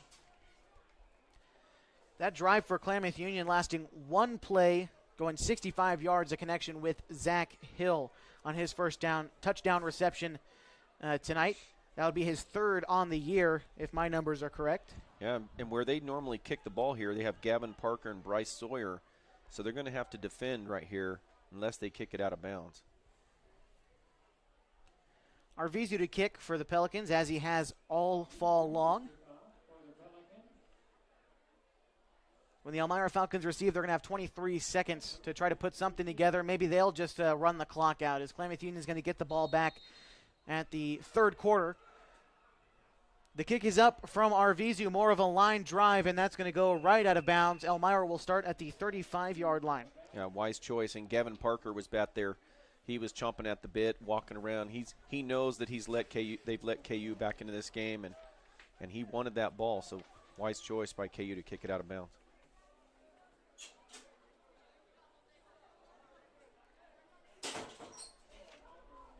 The Pelicans have answered back with 2 touchdowns of their own after letting 3 go unanswered until the very tail end of this second quarter. Again, firing back twice. We've got an 18-13 ball game. Predictions of tonight's matchup saw Elmira winning by a touchdown, but Klamath Union continues to hang on and play hard in this second quarter. As the Falcons now, curious to see what they decide to do with such little time here in the second quarter. Well, you don't want to necessarily pick on the coaching staff, but you have to know that you've let KU back in this game with the interception, throwing the ball from the red zone, and not backing up your DBs. And you don't necessarily want to be in a prevent and give up a field goal, but that's not KU's strength right now. So they should have been backed off a little bit, and with only 30-some seconds left. So. And I'm not sure, they're redoing the kickoff. Did you see what happened at all? No, I'd anticipate that there must have been. Well, see, so they have a choice. They can take it or they can have them re-kick. That would be it. They're kicking it now from the 35-yard line, their own 35, as it's going to be Xavier Arvizu to kick once again.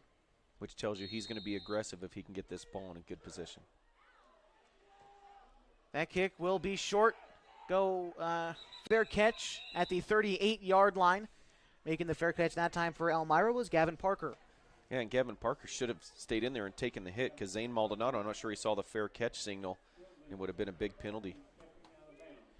39-yard line is where Elmira will start, as opposed to the 35 where they would have started otherwise. So I guess making him re-kick worked out for the Falcons. As they start the drive with 22.7 seconds left to go in the second quarter. They lead by 5, 18-13 over Klamath Union. In a good football game so far. Defensively and offensively, he's kept everyone on the edge of their seat. Klamath Union right back in it. And we're ready to go. Play the final 20 seconds of this first half. Colbin Herbert back there again. He's got one wide receiver out to the right side. He's got a man in the backfield as well. Going in motion was Sawyer. Herbert's going to fake the toss and keep it himself. He falls forward, a gain of 2 on the play for the big 6'5" quarterback. And it's an interesting call, and he's obviously a competitor, starts on defense. I think he has some running backs that you saw that KU's having trouble stopping. So that will take us into our halftime break tonight. The score after 24 minutes, 18-13. The Elmira Falcons are leading, but KU, they've got momentum heading into the locker rooms. And 18-13 the score after 24 minutes. We're going to be right back with the halftime show. Take a look around the state. Look at OIT this weekend and a lot more coming up on 104.3 960 Sports on the radio. You got live video on mybasin.com. Stay right here. Hi there. It's Les Schwab Tires. You know, we've been helping keep folks safe on the road around here since 1952. That's why you can save up to $152 on a set of 4 select light truck and SUV tires during our fall tire sale. All with a service you deserve, but just don't find other places. Swing by or book an appointment at leschwab.com. Les Schwab Tires, doing the right thing since 1952. Wait, all I do is wait. So lonely, I just sigh and moan. Seems like I've been waiting forever, wondering if you're coming home. I just saw your face, I know you're coming home. I swear there is no place that feels as good as home. And then I heard your voice, I know you're coming home. I know you're coming home. This is where unconditional love and immeasurable happiness reside. This is home. Coltwell Banker, where home begins. So my very fondest memory at an Abby's came in high school after we won a state championship in basketball, a moment we'll never forget. The very first thing we did, celebrated across the street at Abby's. And for us to just enjoy and savor the season and what we accomplished there, and that pizza became synonymous with this championship memory. It's great to have some of those just foundational, traditional spots that we can all go to and enjoy a great time.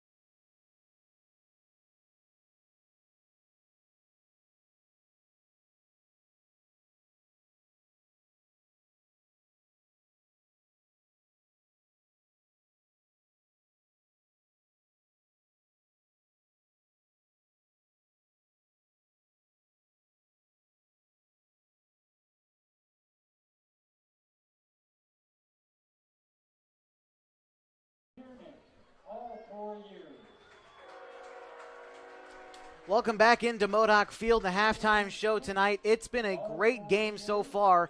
After 24 minutes, the Elmira Falcons, our visiting team tonight, lead the Klamath Union Pelicans 18-13. As Elmira, they came out of the gates quickly, scoring on their second drive of the night, capping off a 4-play, 3-minute drive with a Bryson Forsman touchdown. They then scored 2 more times unanswered for Klamath Union. And up here in the booth, we were left wondering if Klamath Union had a chance to get back in this game. Liang scored for Elmira, as did Sawyer scored. Bryce Sawyer scored as well for the Elmira Falcons. They were up 18-0. They had the ball driving downfield. Xavier Arvizu came up with the momentum changer, a pick 6 at 2 minutes left to go in the second quarter.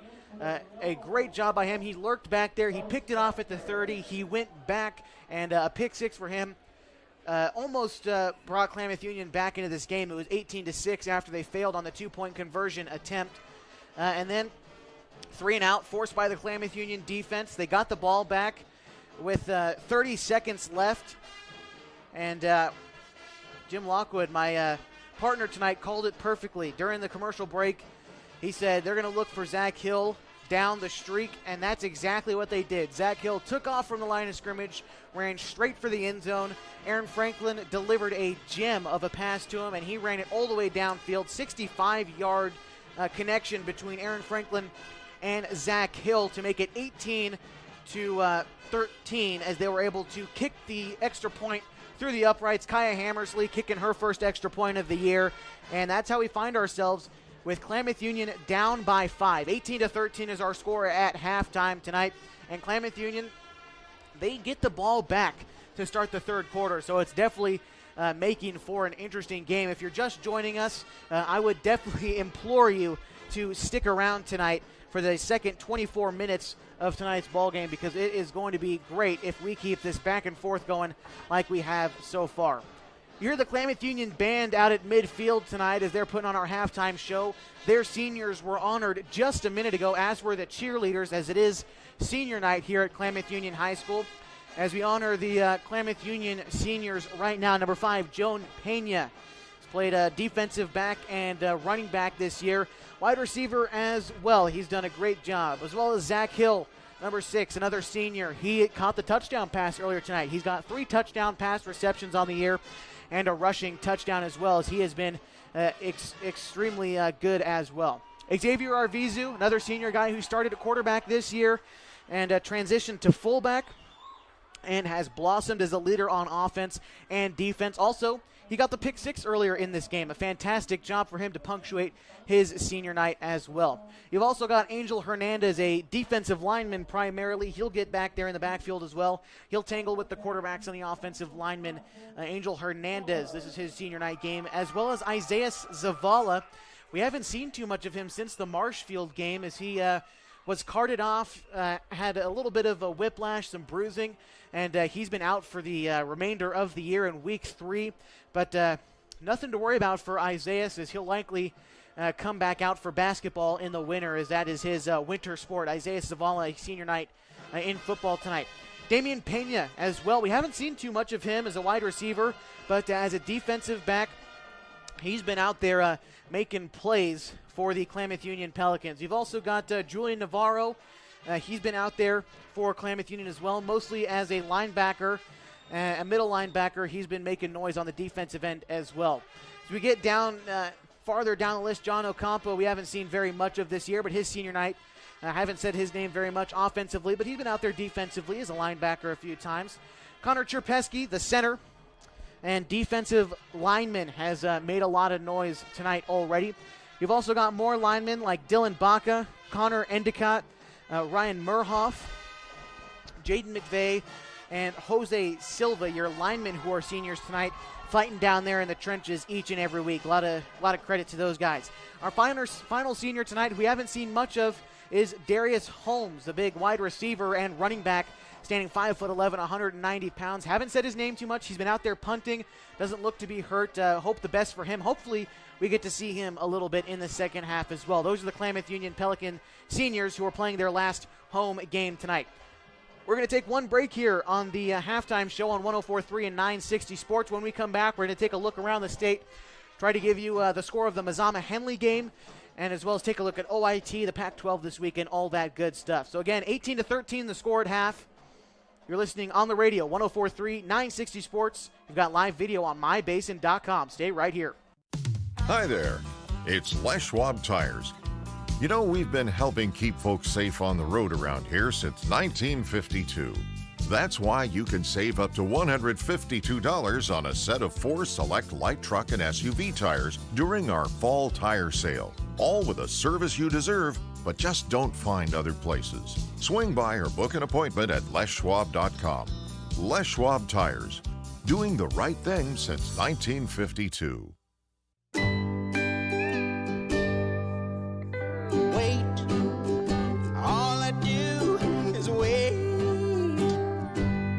So lonely, I just sigh and moan. Seems like I've been waiting forever,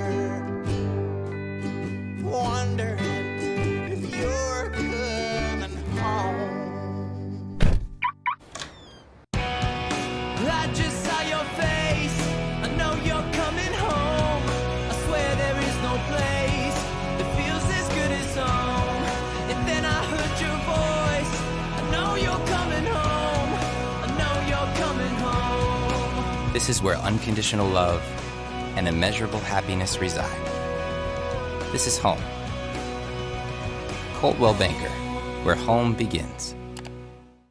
So my very fondest memory at an Abby's came in high school after we won a state championship in basketball, a moment we'll never forget. The very first thing we did, celebrated across the street at Abby's. And for us to just enjoy and savor the season and what we accomplished there, and that pizza became synonymous with this championship memory. It's great to have some of those just foundational, traditional spots that we can all go to and enjoy a great time.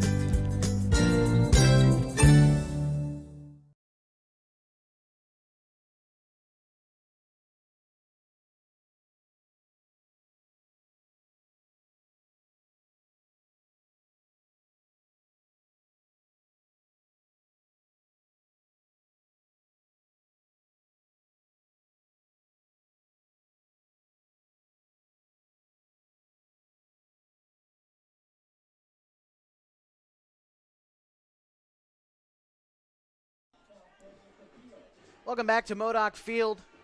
18-13 the score at half. As we take a look now at the things coming up this weekend and around the area tonight for Klamath Union and also the Oregon Pac-12 schools, OIT, as well as a score update from Henley and Mazama. As the score over there, as we get it for you real quick, is 7-0. And who's leading that game? Henley's leading 7-0. Are they at halftime? All right. That's going to be a good game over there at Mazama High School. Thank you, Kale, for getting me that score. Also, Hosanna Christian and Bonanza are playing tonight. Lakeview is playing Illinois Valley, and Lost River is playing Rogue River. As we look at our California schools, Modoc plays Fall River, and Tule Lake plays Big Valley. Take a look at our Pac-12 schools this weekend. Again, it's 18-13 at halftime here tonight at Modoc Field. Oregon State, they've got a bye this week as a week off after a good win last week. Oregon, though, they play Washington State at Autzen Stadium. And Washington, the Huskies, also have a bye this week. Look at the smaller schools. Southern Oregon University, the Raiders, play 7th-ranked College of Idaho tomorrow in Ashland. And Portland State plays Northern Arizona coming up tomorrow. For OIT, men's basketball tips off against the Seattle Mountaineers tomorrow, a semi-professional team from Danny Miles Court. Again, the broadcast can be found on our sister station, 92.5 FM KLAD. Tune in there for men's basketball tomorrow. I believe the start time is around 7 o'clock, if I've got that right. Also for OIT, men and women's soccer coming up. They play Warner Pacific, and the cross-country teams for OIT are in Sacramento at the Warrior Invite. Take one final break here on the halftime show. 18-13 the score after 24 minutes between the ELMIRA Falcons and the Klamath Union Pelicans. ELMIRA, of course, leading this one. When we come back, Klamath Union takes possession of the football to try to even this thing up. You're listening on the radio, 104.3 960 Sports. If you've got it on live video, mybasin.com. Stay here. Hi there. It's Les Schwab Tires. You know, we've been helping keep folks safe on the road around here since 1952. That's why you can save up to $152 on a set of 4 select light truck and SUV tires during our fall tire sale. All with a service you deserve, but just don't find other places. Swing by or book an appointment at leschwab.com. Les Schwab Tires, doing the right thing since 1952. Wait, all I do is wait. So lonely, I just sigh and moan. Seems like I've been waiting forever, wondering if you're coming home. I just saw your face. I know you're coming home. I swear there is no place that feels as good as home. And then I heard your voice. I know you're coming home. I know you're coming home. This is where unconditional love and immeasurable happiness reside. This is home. Coltwell Banker, where home begins. So my very fondest memory at an Abby's came in high school after we won a state championship in basketball, a moment we'll never forget. The very first thing we did, celebrated across the street at Abby's. And for us to just enjoy and savor the season and what we accomplished there, and that pizza became synonymous with this championship memory. It's great to have some of those just foundational, traditional spots that we can all go to and enjoy.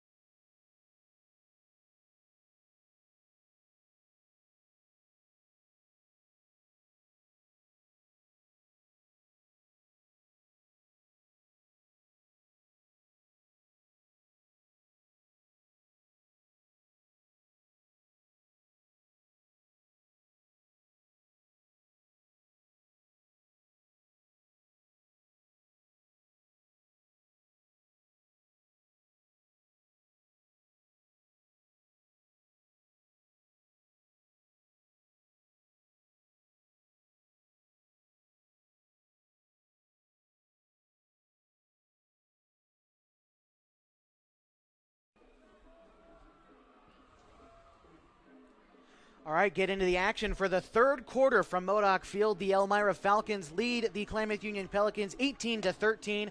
I'm Josh Eldridge on the Abbey's Legendary Pizza Game of the Week. Along with me is Jim Lockwood, my cameraman running the live stream tonight, Cale Harms. We have a correction from halftime and an addition for a score. As I said, it was 7-0 Henley over there, but in fact, Mazama leads by a touchdown at their home field. Again, that game, the Skyline Conference Championship, is on the line. We'll try to keep you updated a little bit more as we go on, but Mazama leads 7-0 in that game. We've also got a score for Hosanna Christian against Bonanza, as Hosanna Christian leads that one 28-0. So get back into the action here. Klamath Union is actually going to start with the ball, as back to receive for him is Zach Hill.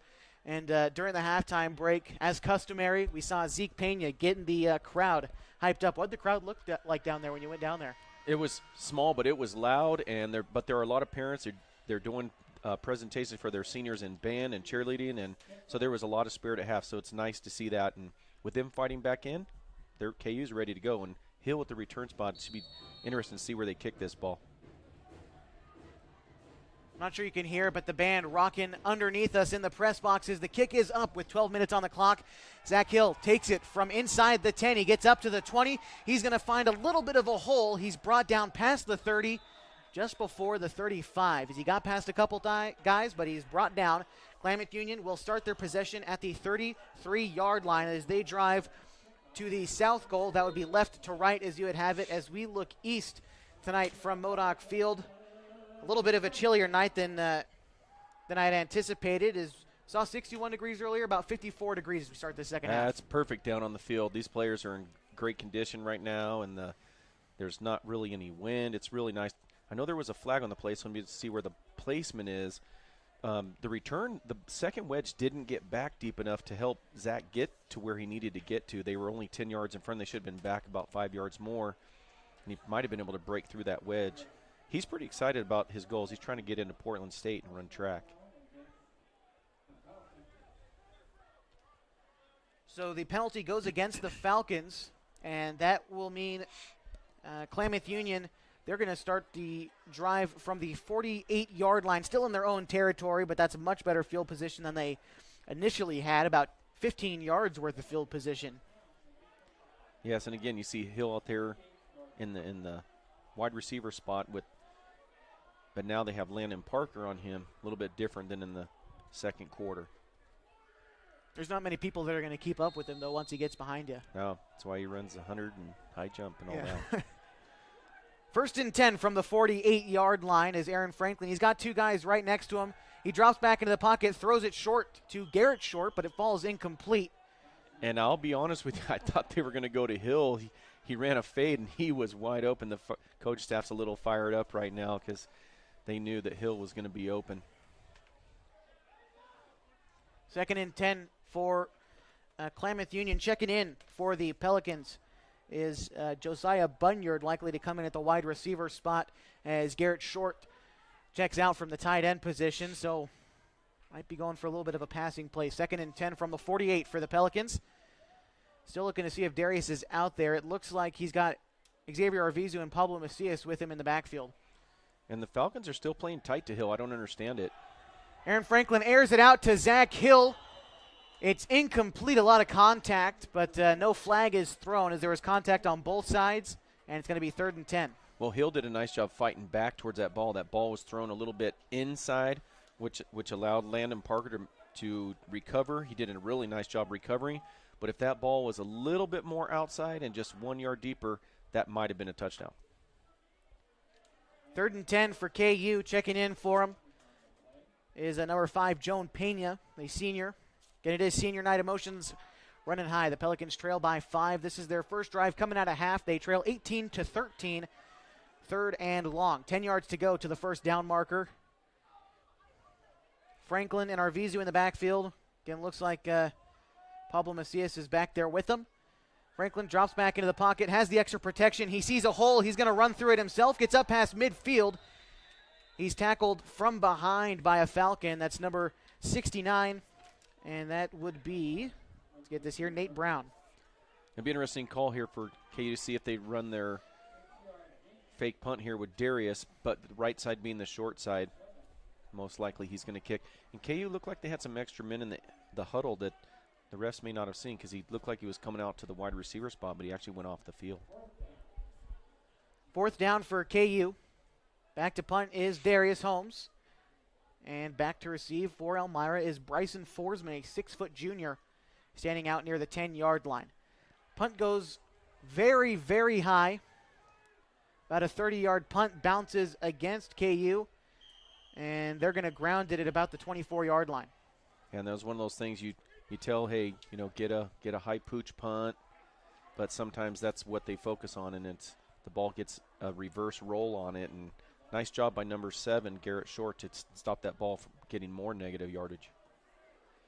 Elmira is going to start from their own 29 with 10:45 left to go in the third quarter. They lead by 5, 18-13 over Klamath Union.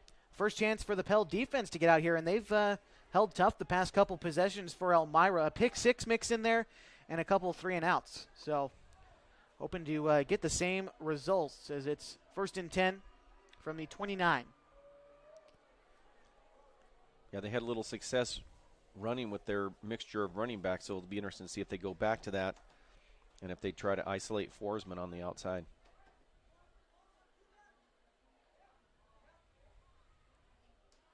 So the Elmira offense, again, their last couple possessions ended in a pick 6, a 3-and-out, and a touchdown were their last 3 possessions. So just about everything. We'll see what KU comes with here on the defensive side of the football, as they were cursed with a 3-and-out in their first possession of the half. Colbin Herbert tosses it out to the far sideline. He gives it off to Walgamot, and he gets upfield a gain of 8. It's a well-designed play. They're in the double wing, but they have a wide out, and they have a back in the backfield, and then they have the wing on the right side. So it's really a trips formation, even though it doesn't look like it. Then when the other wing goes in motion towards them, you have four running backs on one side. So when he tosses that ball, you've got 3 blockers out there, and it's really hard to defend. That play, almost the exact play, went for big earlier on the 27-yard carry by Gavin Lang. Herbert takes the snap. He tosses it out to Lang this time. He cuts up the near sideline. He found a hole. There's a flag down. Lang gets past midfield out at the 46-yard line. But, again, there is a flag down. Yeah, and they're going to call a block in the back, but the defender turns his back right before he gets blocked. And you've got to be able to see that it's not a block in the back. Guy turns his back right before you hit him. It's really a technique, really. And it's actually going to be holding against Elmira is the call. That's curious. So the big gain by Gavin Lang goes for naught. The play will go backwards. Xavier Arvizu having a conversation with our Whitecap tonight, David Van Horn, but obviously they're going to take him back. Luckily they made yardage on first down, so it'll be like 2nd and 12 or something, but again, tonight's game brought to you in part by Abby's Legendary Pizza. If you're looking for a great place to eat, head to one of their Legendary Pizza locations at 1919 Austin Street or 2226 Shalleck Street near OIT. Abby's Legendary Pizza is a proud supporter of high school athletics. 10:02 left to go in the third quarter. The Elmira Falcons lead 18-13 over the Klamath Union Pelicans. KU on their senior night wearing the all-red uniforms. Elmira in the all-white with purple helmets with the Falcon logo on the side in the yellow fluorescent almost. As Herbert takes the snap, he ranges out to his right side. He tosses it to Lang, who's able to cut upfield before being brought down at the 50. And my mistake, that was actually number 2, Aiden Walgamont on the toss. He gets upfield about 15 yards before being brought down at the 48-yard line. And that was good defense, but it was an excellent call. They saw before that they had the numbers advantage we talked about before, but now this time the quarterback kept it and rolled like he was the 4th guy, then the running back wing was the 5th guy, and when they attacked him, he pitched it. So it was a huge, what we call a super flood. What they do is they flooded the zone, and then the other defenders are chasing from the backside, so there's no way they can get there. That was the first down of the half for Elmira. 6 total on the night as they had 5 in the first half, as opposed to Klamath Union's first down total of 3 in the first half. It'll be interesting to see if Elmira decides to run that type of play back to this side.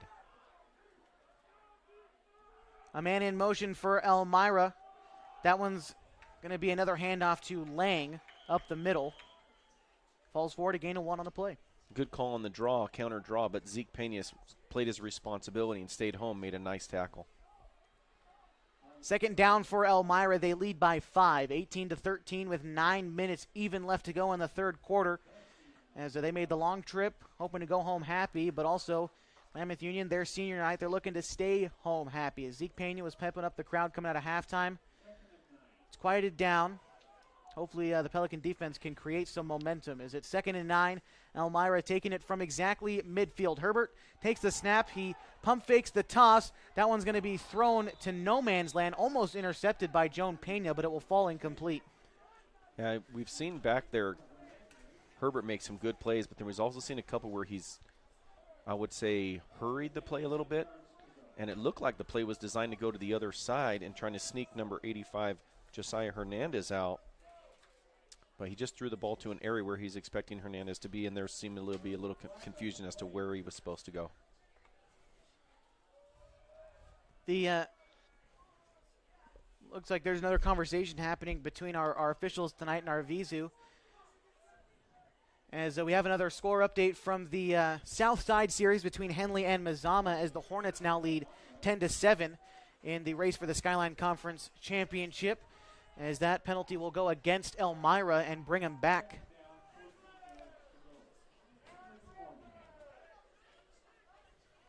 That was a big call. Looks like, well, from where the yard marker was, that looked like a 17-yard difference. Second down and very, very long. See what Herbert decides to do. Probably going to air it out. No, he decides to toss it off to Lang, coming toward the near sideline. And he's going to be swallowed up just past the 40 by Jameis Dutra. Call it a gain of about 6 on the play for Elmira. Nice job by Dutra getting off that block by Brady Scroggins. The play was well designed, and the running back was really patient. But Dutra fought off and ended up making a nice tackle. That was going to be a really big gain. 8:15 left to go in the third quarter. 18-13 the score. Elmira is leading. Klamath Union's senior night. Again, we talked about the 15 guys during halftime tonight. We'll give them one more shout before we end our broadcast tonight. But still hunting for that win. They've played from behind all night, but their defense hanging tough. It's third and call it 17 to go. A man in motion is number 6, Alex Head, as he's going to take the toss. He cuts up the far sideline, gets through one defender before being swallowed up by about 3 or 4 more. A gain of 2 on the play. It'll be interesting to see what they call here with the flag, whether it's a defensive or offensive. Could have been that he lowered his head or that they got a face mask. Couldn't see from here. And it looked like a clean hit coming out from Head. He just lowered his pad level and ran right through the defender, but you're right, curious to see. A personal foul is going to go against Elmira. Was that helmet to helmet? They had a better view than I did, but it looked like he lowered his pad level. They could have hit helmets, but he didn't look like he just lowered his helmet to hit. But again, they're looking at safety. 7:44 left to go, 18-13. Elmira, the visiting team tonight, leading the Klamath Union Pelicans. Glad you could be tuned our way, however you may be listening, whether it's on the radio, 104.3 960 Sports here in Klamath Falls, or wherever you are watching online with live video on mybasin.com. We've got the HD stream going. If you're able to, check out the live video feed. And they'll probably decline. It'll make it 4th down. It's not really going to hurt either team with the call.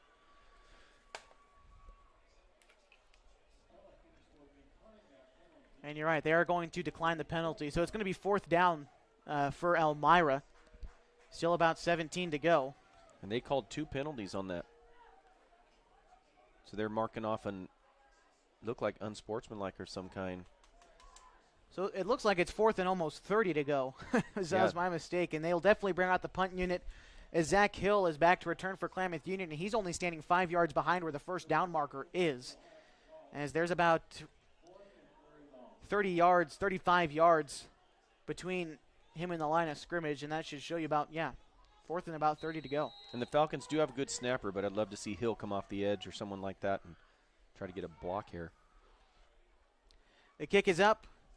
A high punt, a long punt, good spiral on it. Zach Hill, he takes it at the 25, gets hit immediately, and they will mark it, it looks like, at about the 25-yard line. 2 flags, probably for the same penalty. They're thrown in the same spot after the fact. And it's interesting. We've seen the same thing. When they let Gavin Parker get down the field, they don't block the hitman that's in the middle of the line, and that's a big mistake. He's down there. He's a great open field tackler, and Hill's only got one guy to beat, but he's down there way too fast. And there are flags down. Curious to see what it is. Our officials tonight having a conversation again. Our white cap tonight, David Van Horn. Did you see anything? I did not. It looked like a clean play, and one might have been a marker, but there definitely was a flag. There's a discussion for sure. In tonight's game on 104.3 960 Sports, brought to you in part by Harbor Isles Tennis and Fitness Club. If you'd like to exercise in a professional, clean, and friendly environment, head to Harbor Isles Tennis and Fitness Club. With state-of-the-art equipment, 4 indoor tennis courts, 3 pickleball courts, certified personal trainers, tons of group exercise classes, Harbor is the place to be. So our officials down there still having a conversation about it. Don't want to throw it to break those who might miss anything. 7:38 to go. And this is a big call here, Josh, because based on where the ball is, if it goes back towards the end zone or out away from the red zone, then one team definitely has an advantage based on this call. Especially in such a close football game, 18-13. On senior night, officials trying to make the right choice here for sure. Yeah, and the Falcons have a little bit of a cushion, but KU had the momentum coming out at halftime, and this is a big possession. And we're still not even sure what they're discussing, what the penalty may or may not be, as they've been at it for quite some time down there. Yeah, we're not even sure who it's on, which team. Yeah. And again, the flags were thrown. Zach Hill received the punt at about the 26-yard line. Within a second of him catching it, he was hit. And we've got the signal coming right now, it looks like, from our Whitecap again tonight, Van Horn. And it looks like offsetting penalties, is that what I'm gathering, declined?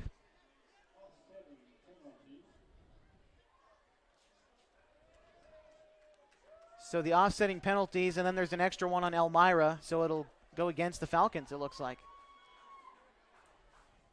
See how far they bring it up. That was odd, as there was 2 flags, 3 penalties, offsetting. Odd. But the Pelicans, regardless, their offense will get a chance to answer back with 7:38 left to go in the third. And when one of them must have been, I'm assuming, after the play, because you would have offsetting penalties, and then you have the 15 yard that's marked off must have been after the play. So KU will take possession from their own 41 with 7:38 left to go in the third quarter. 2 wide receivers out to the near side. That would be the right side of Franklin. And 1 guy off to the left. He's got 2 men in the backfield. Zach Hill, the man, wide receiver number 1, lined up right on the number 40 on the near sideline. And Landon Parker out here with Hill is a good matchup. And Landon's obviously confident. His cushion's only about 6-7 yards. I would probably go 8 against Hill. Timeout is called by the Falcons here, as they've got 2 more remaining in the half. Again, you're listening to the Abby's Legendary Pizza Game of the Week here on 104.3 960 Sports. You've got live video on mybasin.com. This broadcast brought to you in part by Les Schwab Tires, who's been helping keep folks safe on the road around here since 1952. Right now you can save on select light truck and SUV tires during their fall tire sale. Home of the best tire value promise is Les Schwab Tires. 18-13, Elmira leads. KU in possession of the football, has decent field position coming out of this break. And that type of scheme and speed that you see out there, I've covered guys like that. You know, Dave Keating went to UCLA full ride, played with Troy Aikman. Okay. That type of speed, you have to back up. Still got me on the post corner, Josh. That speed, you're attacking something and it gives you something else. So, be interesting to see what Zach does here, Zach Hill. 1st and 10 for KU. They take it from the 41-yard line in their own territory. They drive towards the south goal. Aaron Franklin takes the snap, drops back into the pocket. He throws to Zach Hill. The pass will fall incomplete, just a bit high on the toss. Yeah, good intentions there, and the ball came a little bit late to Zach. His route was there. He was already stopped for about a second or so before the ball was ever even thrown, and that allowed Landon to jump it. But I guarantee that that's to set up something else. Well, he just ran the short little curl route, ran up about 3 yards and turned around, but like you just said, could set up something. It looks like Aaron Franklin is going to act as a wide receiver here, or maybe that's Jameis Dutra, rather, and you got Joan Pena lined up in the slot on the near side. On the far side, you got 2 guys as well. Aaron Franklin is under center as the quarterback. It's going to be handed off up the middle and trying to fight forward for every yard he can get. A loss of 1 on the play for Zeke Pena. Yeah, it was good effort. They went back to their ISO play, testing the Falcons defense again, interior. I don't see that there's an advantage at this point. Falcons defense seems quicker.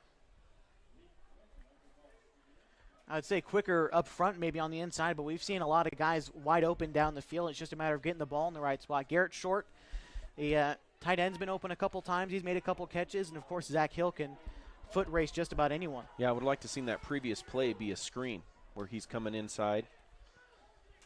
2 wide receivers out to the right side of Franklin. 1 to the left. He falls back into the pocket, throws it downfield just a little bit short, and it's picked off at the 40 by Elmira. Crossing midfield now at the 40. Up the near sideline, up at the 25. He gets out to the 20, and I believe they're going to call that he stepped out of bounds. Making the interception for Elmira was Landon Parker, the man guarding Zach Hill. Yeah, and it's a team sport, but the frustration, I can't speak for Zach Hill, but he's open. He faked the slant, broke out to the fade, and he actually had 2 steps on Landon, who made a nice interception, but the ball was underthrown. And Zach actually tried to come back and break it up. It was that far underthrown. Landon Parker on the interception. That's the second one thrown tonight by Aaron Franklin. Third overall for the Pelicans is Xavier Arvizu threw one earlier in the game. But 3 offensive turnovers make it tougher to win games. Now Elmira takes it over at the 30-yard line in KU territory with 6:32 left to go in the third quarter. And now Colbin Herbert gets a chance to run his offense again. Yeah, he's going to go back to that double wing and probably motion towards the slot. Went back to that speed option play. He tosses it to Head, who slips on the turf. Loss of 5 on the play. Just unfortunate. Just slipped on the turf there. No one hit him. Yeah, he saw a sea of red and tried to make a cut back, and I'm not sure he was going anywhere on that. That play developed way too slow compared to the last time, and KU had seen it already, so great defense by the Pels. They ran to the far sideline, had all the room in the world. You wonder if it was up to Colbin Herbert to just run upfield on that play. Yeah, he had the option, and then he pitched it way too late. 2nd and 15 from it looks like the 35-yard line.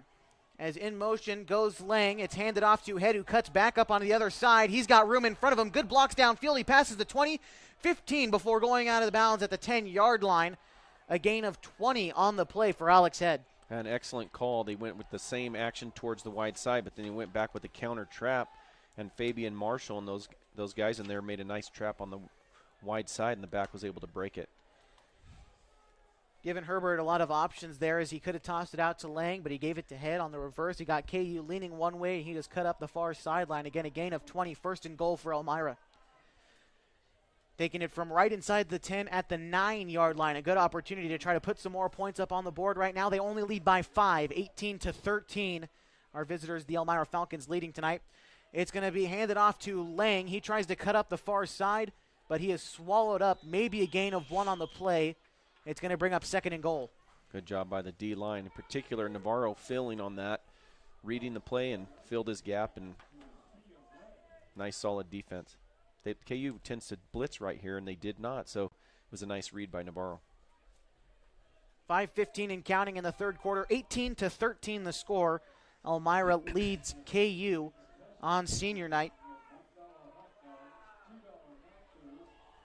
As it's going to be 2nd and goal from the 9-yard line.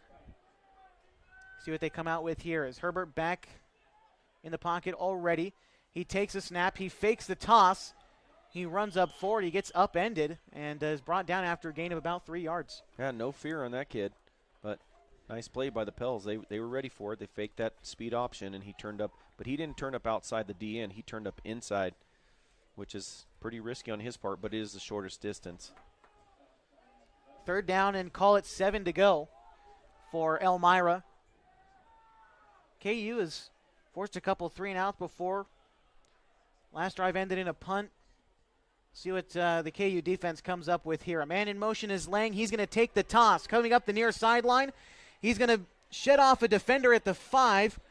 Plunges up to 1-yard line, and it's an Elmira touchdown as our signal down on the field. Now they went to that same motion play out of the double wing, but they ran the motion towards the tight end this time, gave him some power out there, and nice hard running by the Falcons. 7 yards on the carry into the end zone for Gavin Lang, making the score 24-13. Now awaiting an extra point, and it looks like another 2-point conversion. No, they're going to go for the kick after. Kicking the field goal is number 15, Landon Parker for Elmira. Trying to put him ahead by 12. Kick is up, and it is no good. 24-13 is where we will stay with 4:14 left to go in the third quarter. We're going to take a quick 30-second break. Stay right here. 104.3 960 Sports on the radio. You've got live video on mybasin.com. So my very fondest memory at an Abby's came in high school after we won a state championship in basketball, a moment we'll never forget. The very first thing we did, celebrated across the street at Abby's. And for us to just enjoy and savor the season and what we accomplished there, and that pizza became synonymous with this championship memory. It's great to have some of those just foundational, traditional spots that we can all go to and enjoy a great time.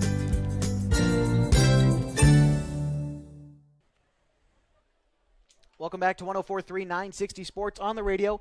You've got live video on mybasin.com of our Abby's legendary pizza game of the week.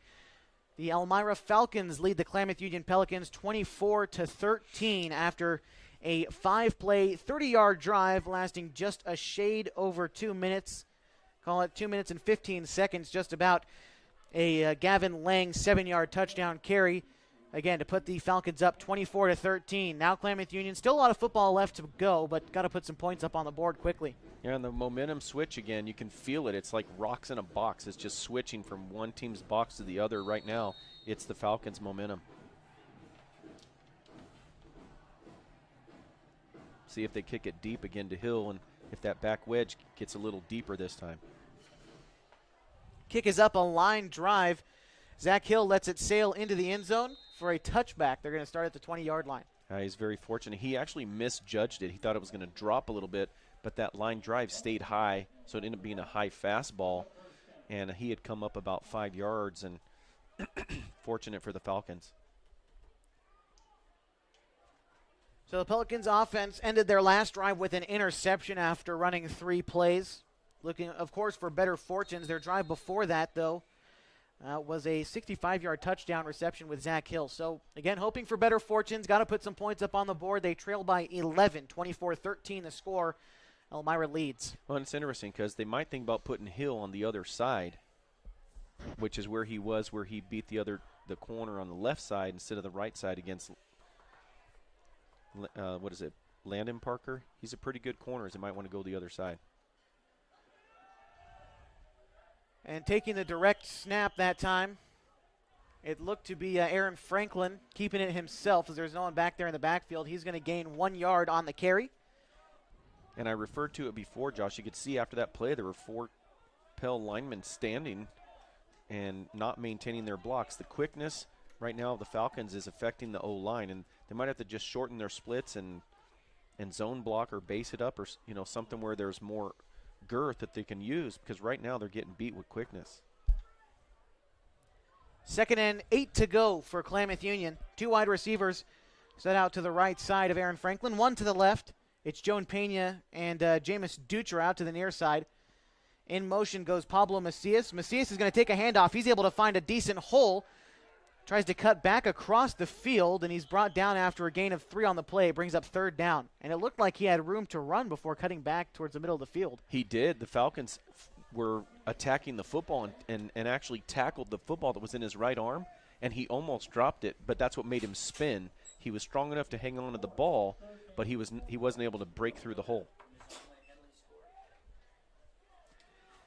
2:57 left to go in the 3rd quarter. 3rd down and call it 4 yards to go. 2 men in the backfield next to Aaron Franklin. He takes the snap, falls back into the pocket. He's going to decide to take it himself. Sheds off 2 defenders before finally being brought down before reaching the 30. A gain of 2 on the play brings up 4th and 1. Great job by Jacob Admire of the Falcons to get a hold of him and swing him down. Under 2.5 minutes now left to go in the 3rd quarter. Likely going to see the offense stay out there for Klamath Union on this play, I would assume. Yeah, they may try to go to some kind of freeze call and test the discipline of the Falcons. 4th and very short, almost, it looks like under a yard to go, maybe 2 feet, as they snap the ball from the 29. The 1st down marker set at the 30 as they are on the near hash. Both wide receivers on the near side kind of scrunched up together. Aaron Franklin, though, taking it from under center. And he's going to QB sneak his way to a 1st down for the Pelicans, it looks like. It's going to be close. They might bring out the sticks again. We've seen it more than once tonight already. It looked like he got it and then might have been shoved backwards. It's going to be very close. Our Whitecap tonight signals that it's a 1st down.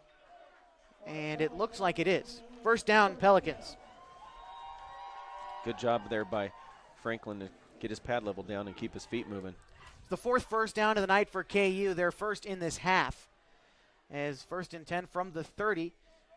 Hoping to try to drive downfield, narrow this gap going into the final quarter of play. They've got 90 seconds left to go in the 3rd. Same sort of formation coming out for Klamath Union. Aaron Franklin under center, again snapping from the 30-yard line. They put Joan Pena in motion. He cuts to the left side. He takes the handoff, tries to find a hole going outside the line of scrimmage, but is tackled. No gain on the play.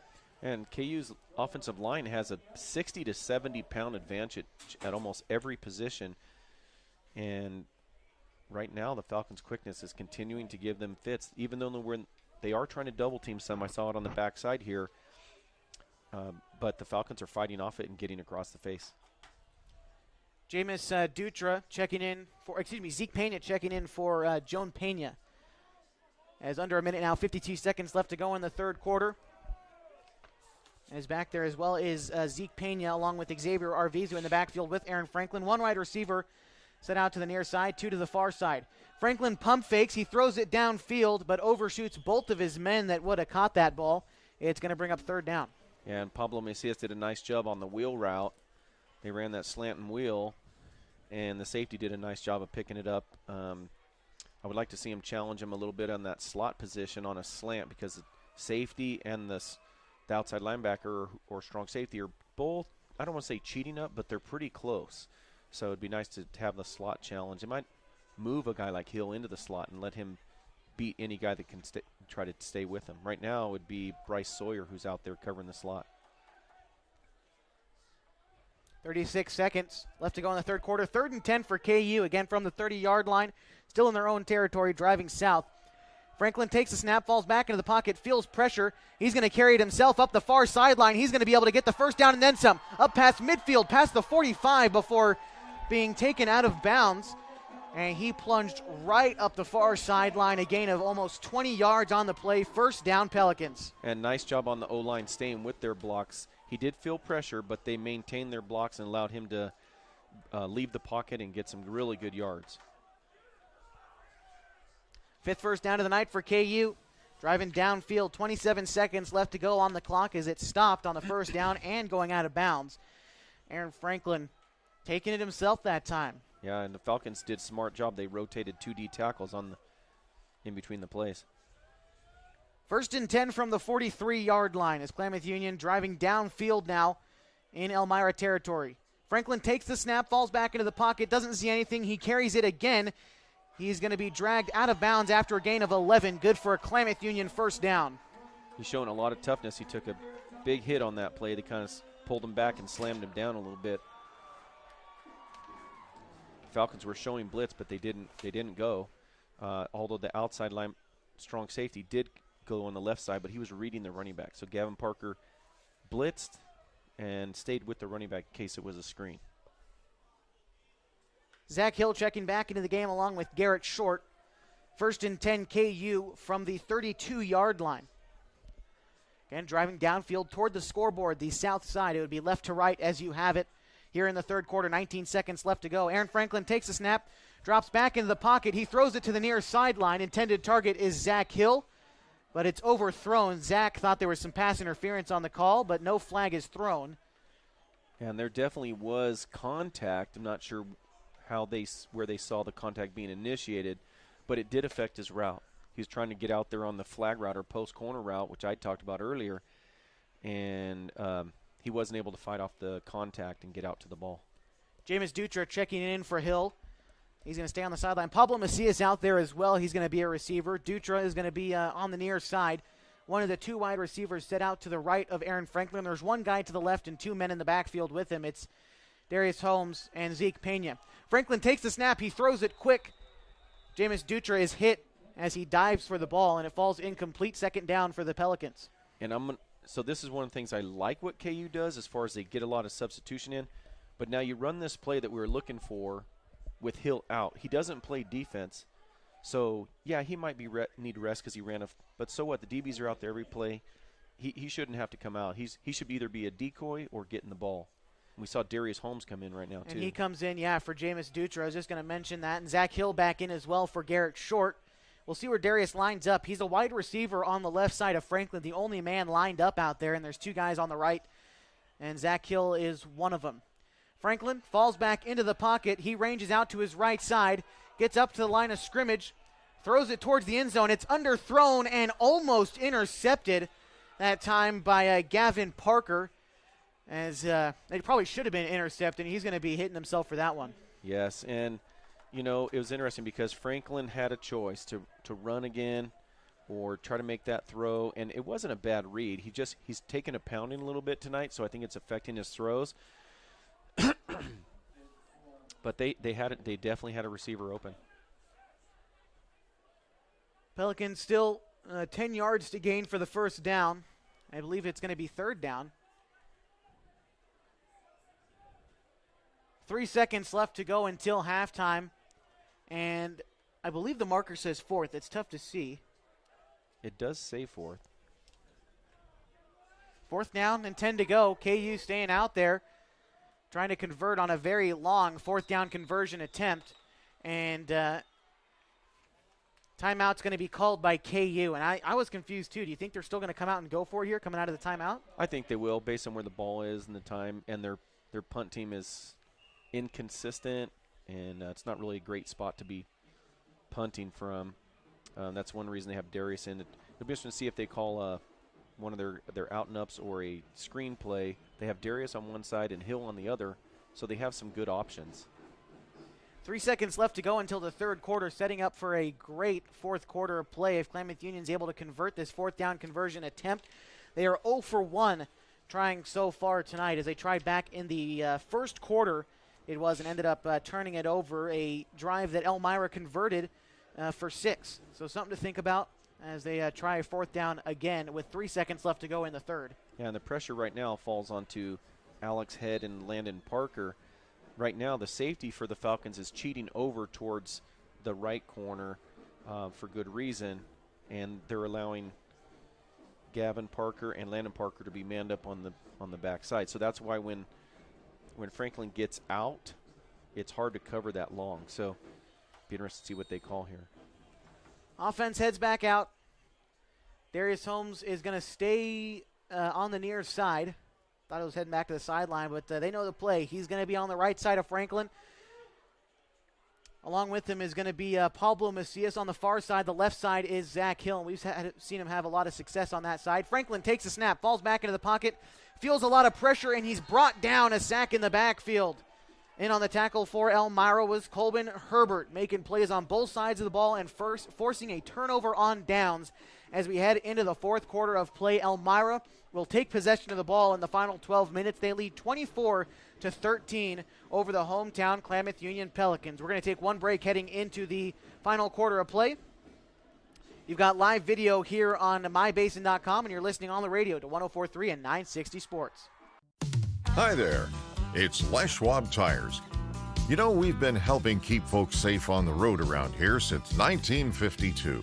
That's why you can save up to $152 on a set of 4 select light truck and SUV tires during our fall tire sale. All with a service you deserve, but just don't find other places. Swing by or book an appointment at leschwab.com. Les Schwab Tires, doing the right thing since 1952.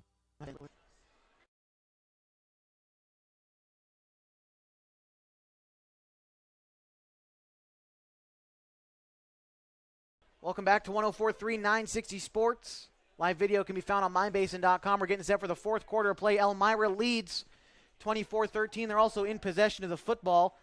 As getting right back into the action, Alex Head is brought down after a no gain on the play. It's going to be 2nd and 10 for Elmira. Yeah, our Vizo's getting used to watching the guards, and they tried that counter trap again. He just scraped and made the play.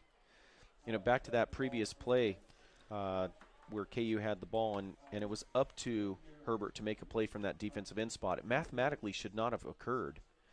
They had 2 backs in the backfield to give them full protection, and he just split the defender. He split both blockers and made a nice play.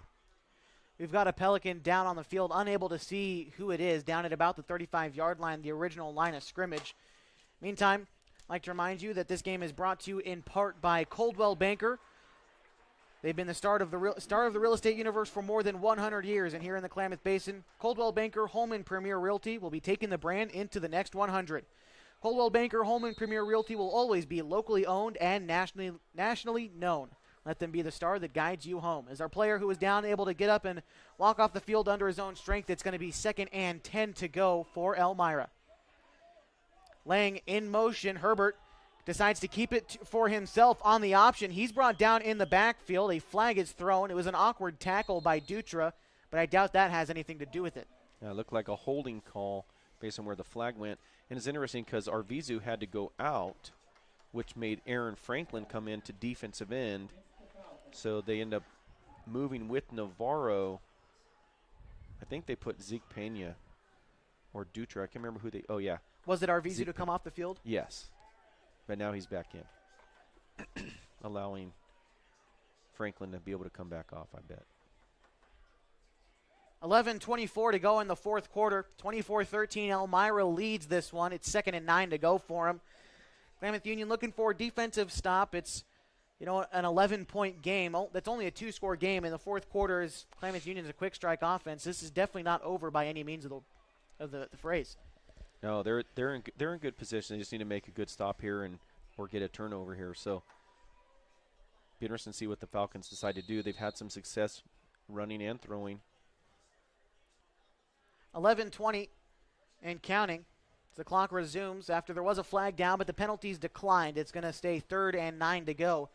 So my apologies. 3rd down for Elmira, as the last 2 plays really haven't gone anywhere. And a new wide receiver we haven't seen too much of is Forsman. He does have a touchdown reception on the day, but he comes out to the near side, the only receiver out on the field. As Herbert takes the snap, he's running the option again. It's tossed out to Head.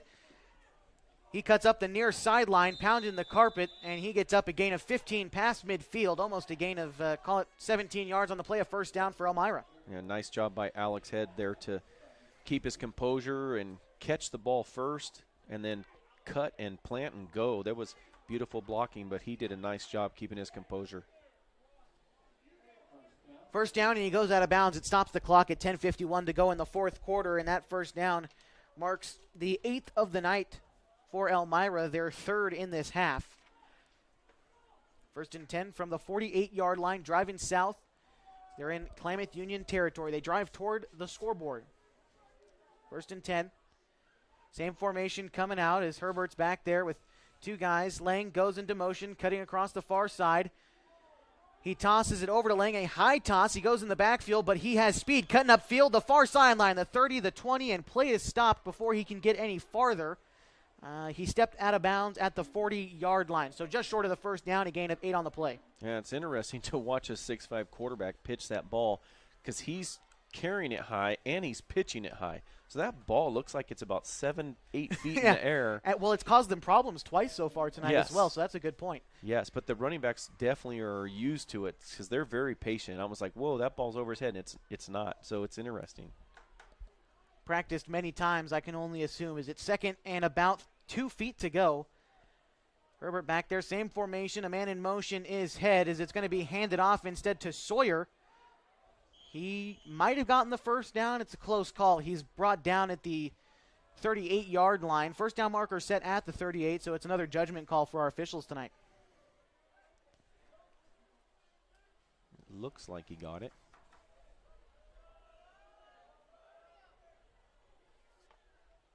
And just waiting for a signal to see if he did or not, as there's 10:31 left to go in the fourth quarter. 24-13, Elmira leads the Klamath Union Pelicans. And it's going to be a 1st down for Elmira. It's going to be 1st and 10 from the 38-yard line. As Elmira runs the same formation, they've got options. And that is the important part of their offense. Is it's going to be a keeper for Herbert, as he had the option again, but he just plunges upfield through his lineman for a gain of 4 on the play. Yeah, he definitely lowered his pad level and hit his man in the back. Yeah, well, you see Luke Wolgamont, a freshman. He's 5'11", 205, so really good size for a freshman, and most likely related to 2 of the coaches you see there, and so he's probably been around football a long time. Clock running, now under 10 minutes to go in the fourth. It's 2nd and 5, splitting the difference between the 2 1st down markers, as the yard to gain is the 29-yard line, and they take it from the 33. 2nd down for Elmira. Herbert awaiting his snap, puts a man in motion. It's Alex Head. That's going to be handed off to Lang, who cuts up the far sideline. 10-5, touchdown Elmira. Well, it's interesting because they took out Luke Wolgamont probably to check him out, make sure he's okay, and they put in number 69, Nat Brown, And he pulled and trapped the defensive end and absolutely just cleared the whole side. It was a fantastic block. Zlang finds daylight for the third time tonight. That's his third rushing touchdown.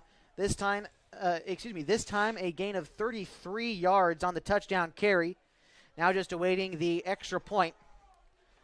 They kicked the field goal last time, or at least they tried to. It was no good, as they haven't been able to get the point after, regardless if it was 2 points or the kick on any of their touchdowns tonight.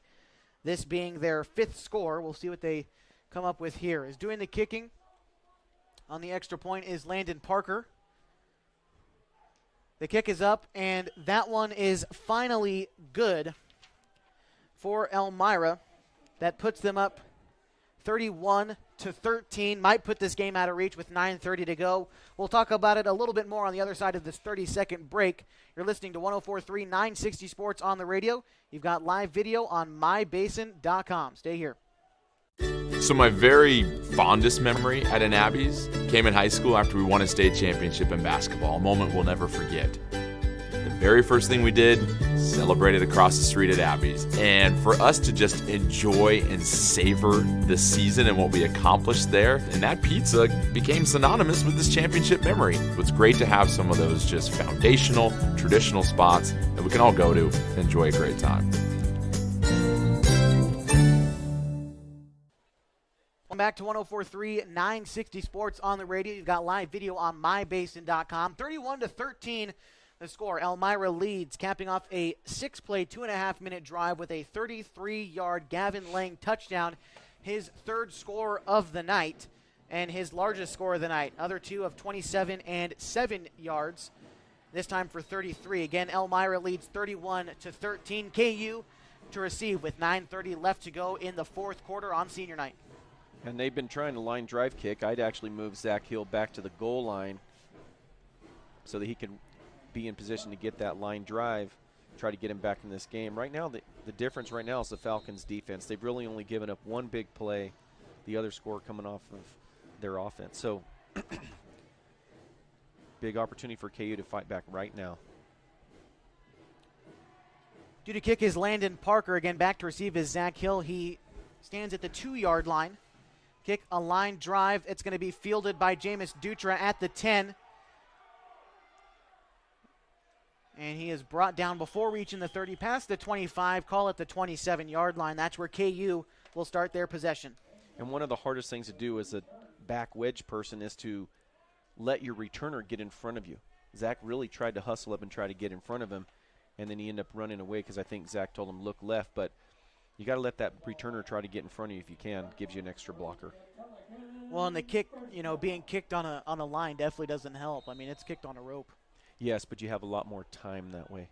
So you do have time, especially with a fast returner, but it's hard to do mentally. 1st and 10 for KU, again from the 27-yard line. They drive north in their own territory, driving upfield. Aaron Franklin takes the snap, falls back into the backfield. He hits Zach Hill on the slant route, a gain of 6 on the play. He's up past the 35 at the 36. And those are the kind of plays that set up the fade. And that's, again, he's on the left side. He's having a little success. It's not that Alex Head isn't a good defensive back. It's just it appears that Landon's a little bit more athletic. I think the key for Zach Hill is being physical with him, and that's what we saw from Landon is because, he got the interception earlier as well on the underthrown ball. Yeah, twice the ball was, 2 or 3 times it's been underthrown on that side. 8:50 and counting for Klamath Union. It's second and about 2.5 yards to go. Another slant route for Zach Hill. As he had that one, was hit, it dropped, an incomplete pass. And they helped him out with number 84, Jacob Admire, coming out and dropping into that hook to curl. But to be honest with you, Zach, he tried to catch the ball with his body because he knew he was going to get hit, and he should have reached out and caught it with his hands. Brings up third down for Klamath Union. Checking into the game is Joan Pena for KU. And a 3rd and short.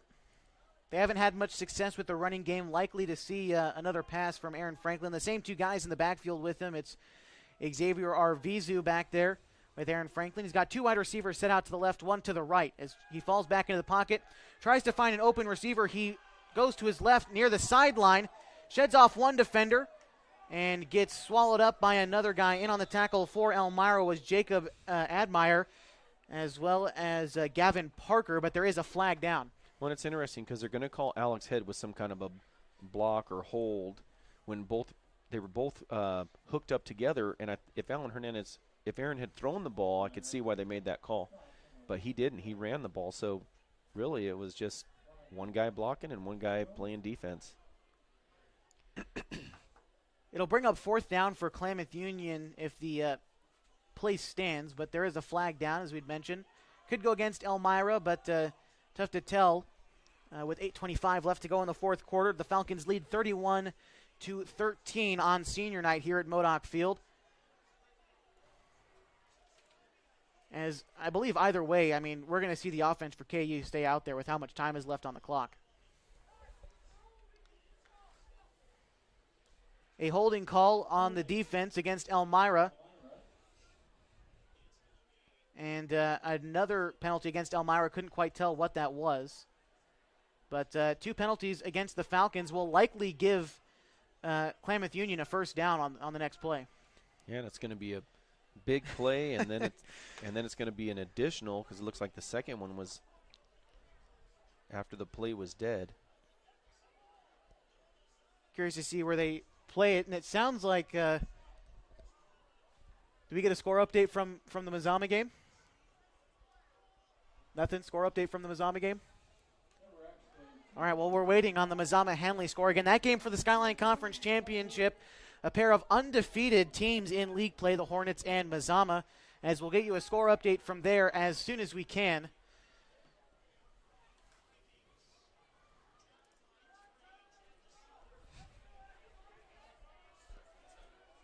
What was it? Still 10-7, Henley leading Mazama as it's 1st and 10 for KU, waiting for the chains to be moved. And one thing, KU's going to split backs here, and they're blocking left and right, but they're not doing any play action, so the linebackers are able to drop. And that's going to be a diving attempt by Dutra. Likely going to redo the down, though, because our markers weren't set. I'm not quite sure what the protocol is for that.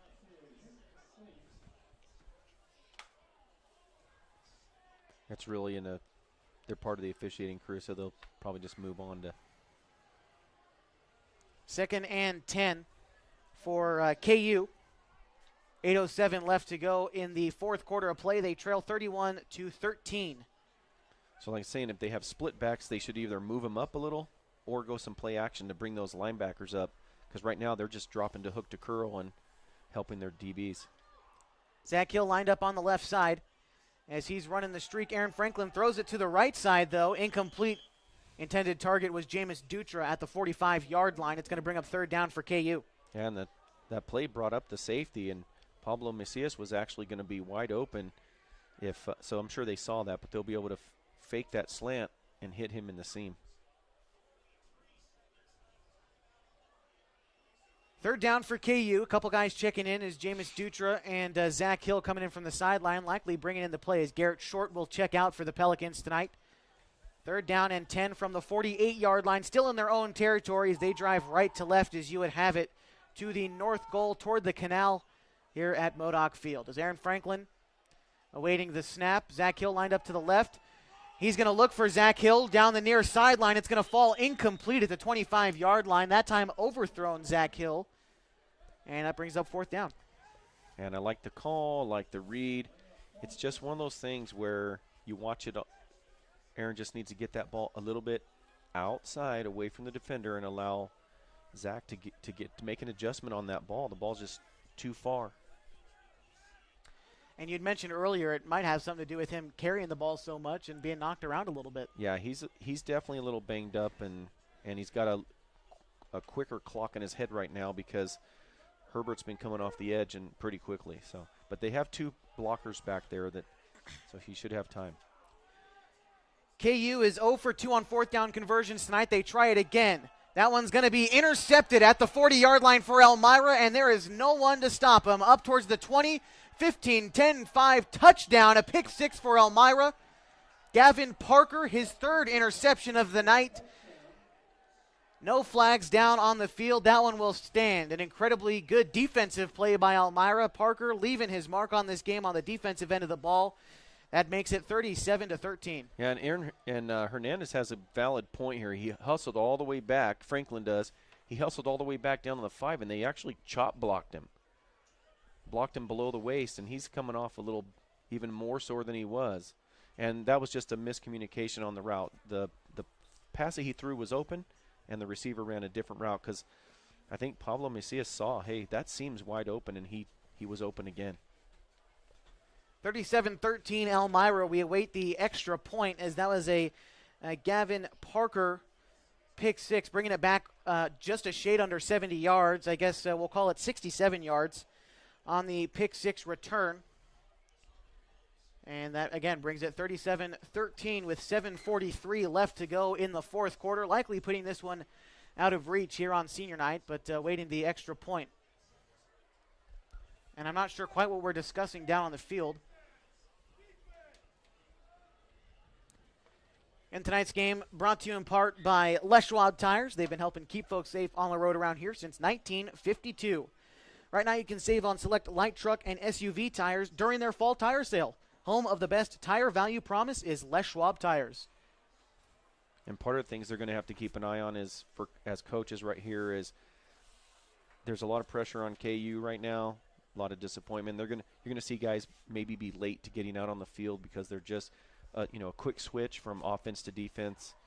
You're going to have to be extra careful on counting your men and making sure everybody gets out there.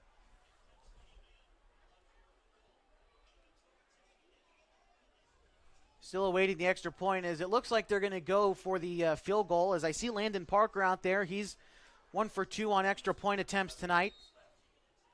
And that's what will happen. Going to be holding for the Falcons is Bryce Sawyer. The snap, the hold, the kick through the uprights. It's good. 38-13 with 7:43 left to go in the fourth quarter. Elmira takes a commanding lead, scoring a touchdown their last offensive possession and then the pick six on this defensive possession, as that's 2 scores in the span of 5 minutes for them.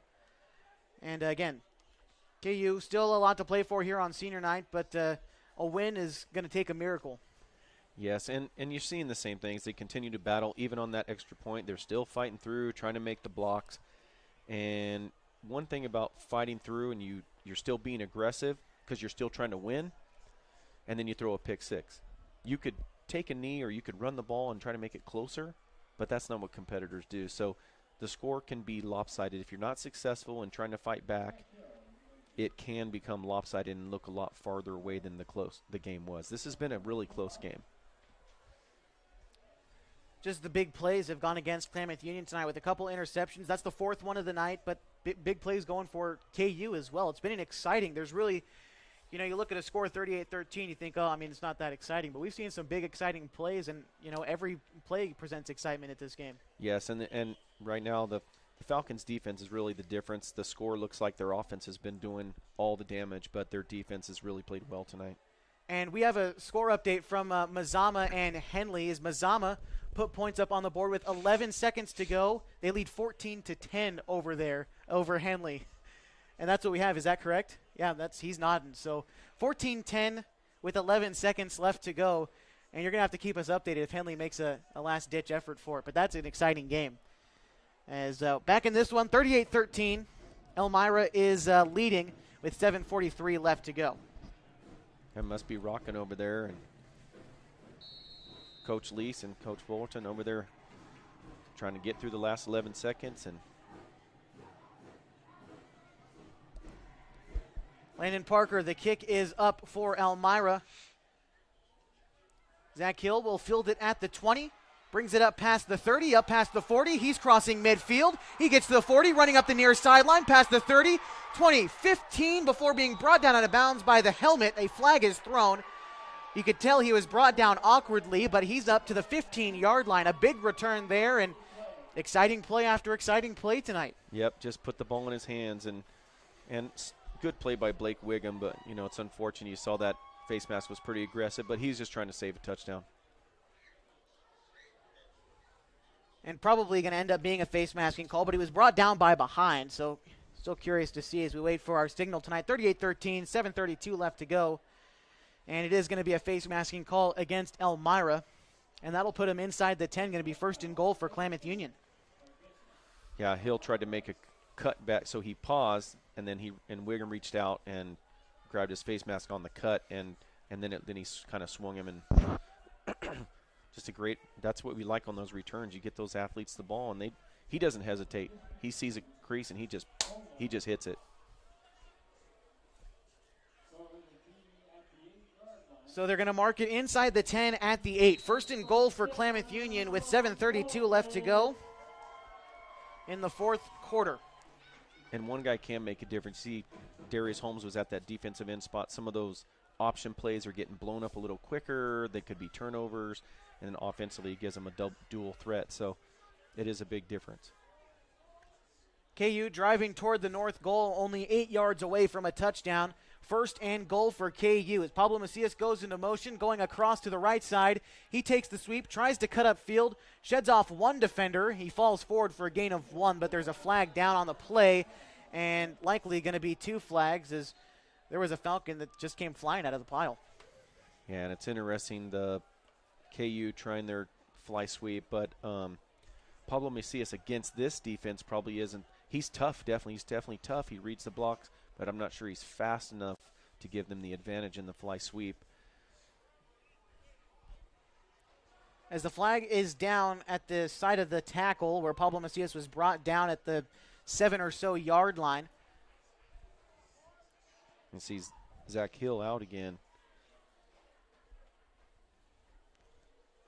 Yeah, and he's on the sideline getting water. I don't think there's anything wrong with him, but just trying to hydrate after the big kick return. Yeah, that's one of those things. I don't agree with it. I think that kids play 3 ways in high school. I think he plays special teams, offense, defense, and he's a superior athlete. He should be. He's going for the high school record in the high jump. He doesn't need to be resting this many plays. He's not even tired running. He just yeah.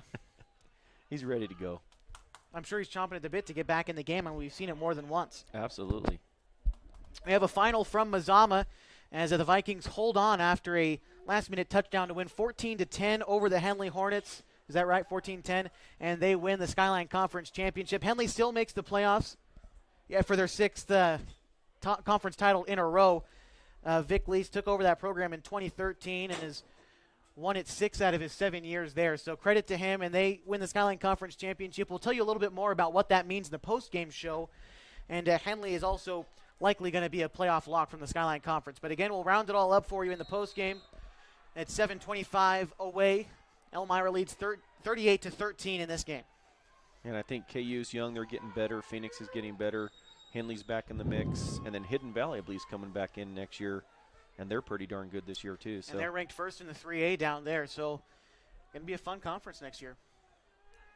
7:06 on the clock. Aaron Franklin takes the snap from the 30-yard line.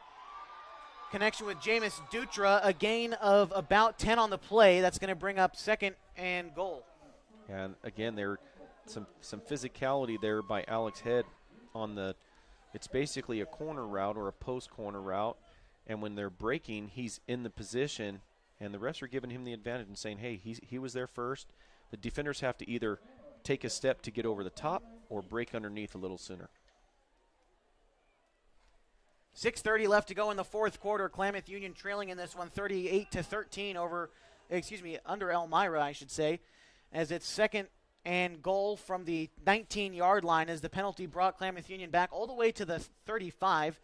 And the 15-yard reception with Jameis Dutra, they find themselves again. Second and goal from the 19-yard line, driving north, trying to add just some points on the board here on senior night. 2 wide receivers set out to the left side of Aaron Franklin, the right side of Aaron Franklin.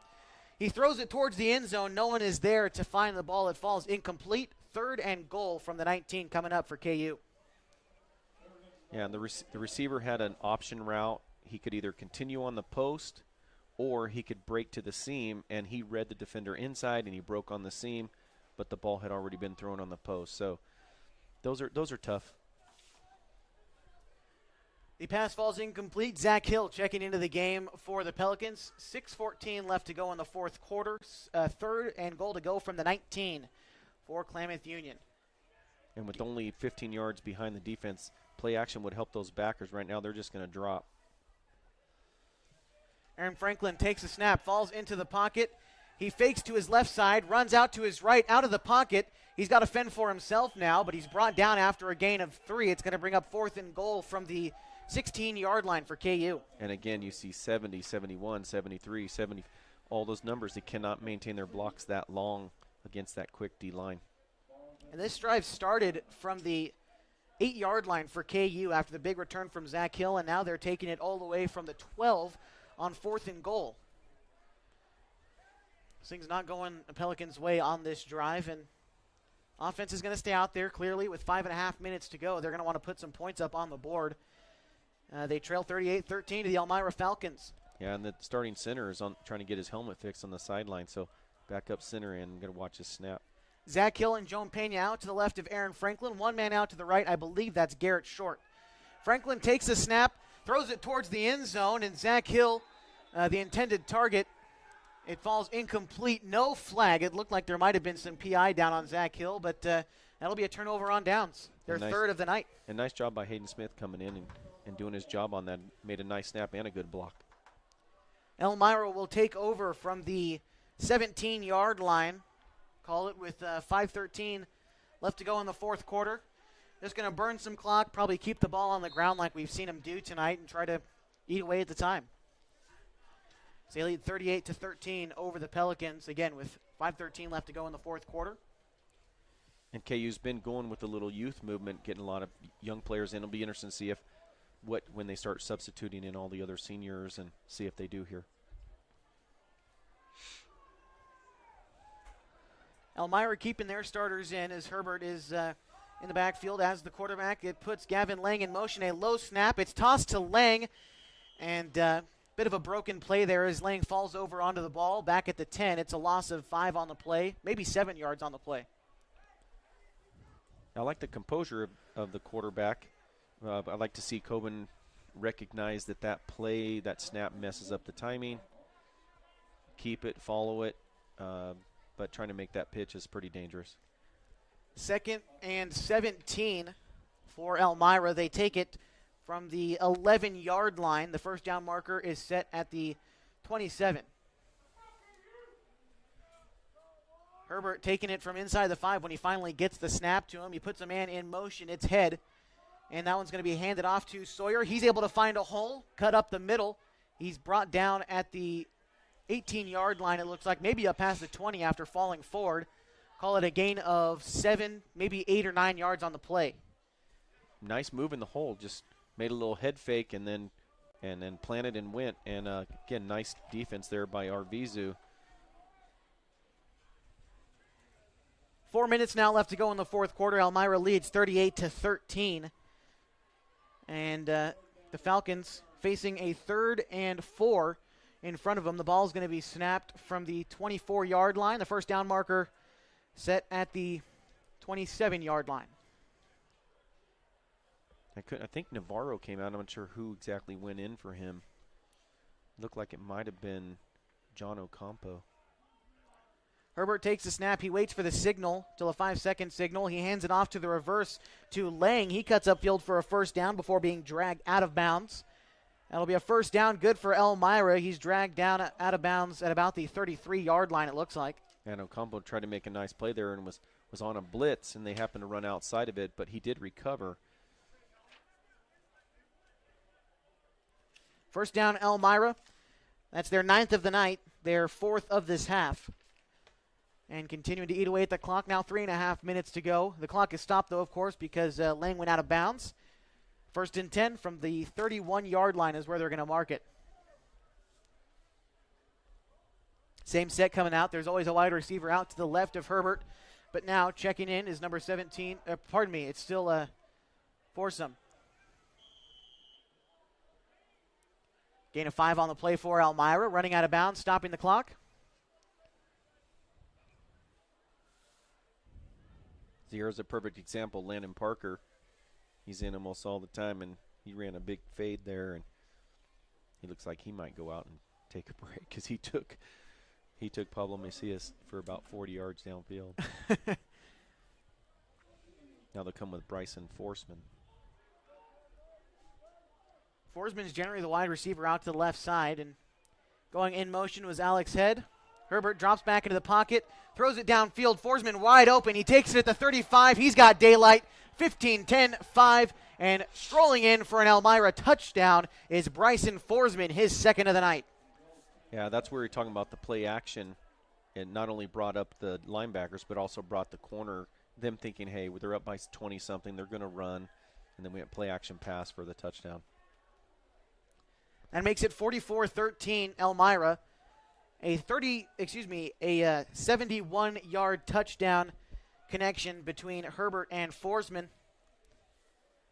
And again, 44-13. Go ahead. Yeah, normally you'd have Zane Maldonado out there, and they're, giving guys playing time, which is nice. But, play action pass in that time, it's really tough. It's really, really tough as a DB to play in that you're not really anticipating it. And you can say, well, we're getting better for the playoffs, or we're trying to build some momentum for next year, or blah, blah, blah. But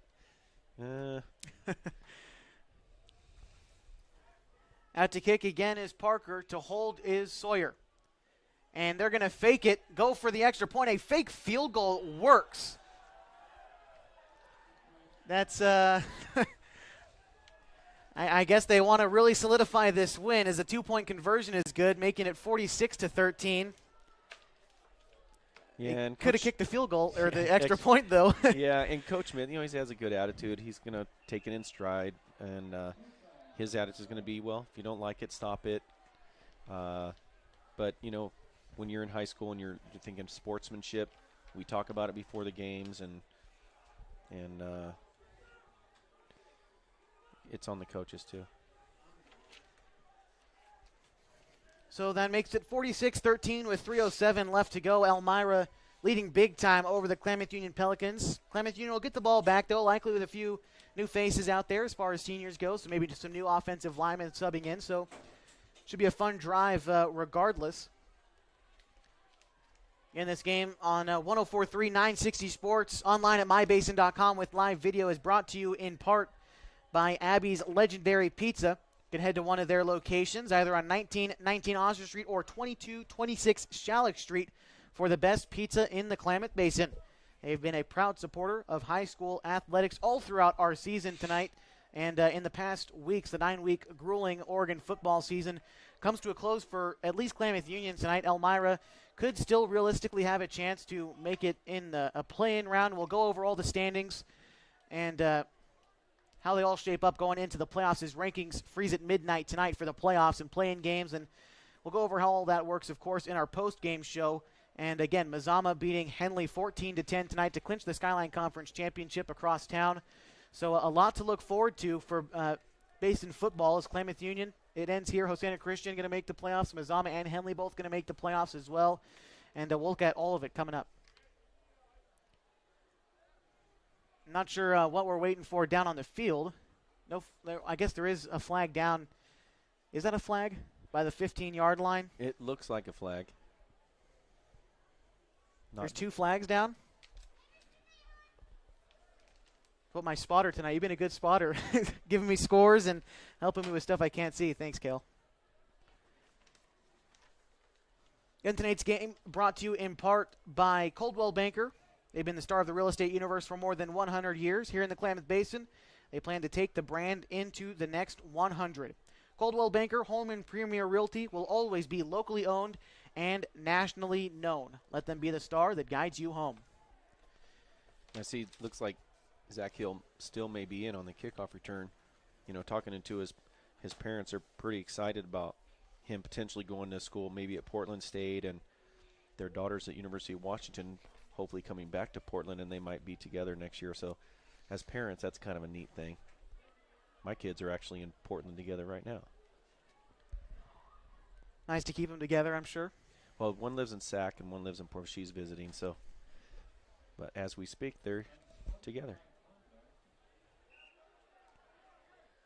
And I'm sure I'm not quite sure what's going down on the field. Looks like Coach Smith having a couple words. It's tough to say really, again, if you're just joining us, there's a lull in the game right now. It's 46-13 Elmira. Elmira scored a touchdown, a good pass completion to Bryson Forsman from Colbin Herbert. Going to kick the extra point. They fake field goal and convert the 2-point conversion. And since then, we've yet to see any football, as I'm not quite sure if it's the sideline for KU that's upset or what the deal is down on the field. There's been a couple flags thrown after the fact, but we're still waiting for any official signal from any of our officials down on the field. Yeah, and they just need to make a call and move on because it's a moot point at this. Yeah, three minutes left to go. It's a game that's really out of hand at this point, but we had this problem before, and my broadcaster next to me told me how did he phrase it? He said, how much of an advantage does a team get from either flag, and do you really need to talk about it that much? Because however much it helps the team, that's when we have those conversations. Like earlier in the second quarter, had about 5 minutes. It was an important play. Now, what advantage is given to either side? Yes, you take as much time as needed to get it right based on the situation, and right now it's a moot point. Zeke Pena down on the sideline, still getting his student section in the crowd loud. Yeah, he's done a great job all year. Really appreciated that about him, and they really buy into him. It's really neat to see. He's one of the seniors that will say goodbye to the KU football program at the end of the night, and we'll give a shout to all those guys again in our post-game show. 15 seniors leaving the program at the end of play tonight. And again, like I said, we'll give a shout to all those guys. That's a lot. There's only 30 people dressed right now.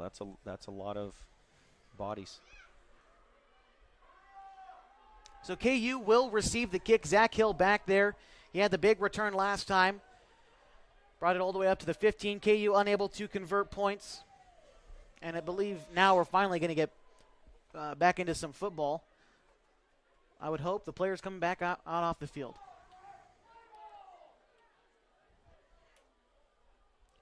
Finally get a signal from our official tonight, David Van Horn.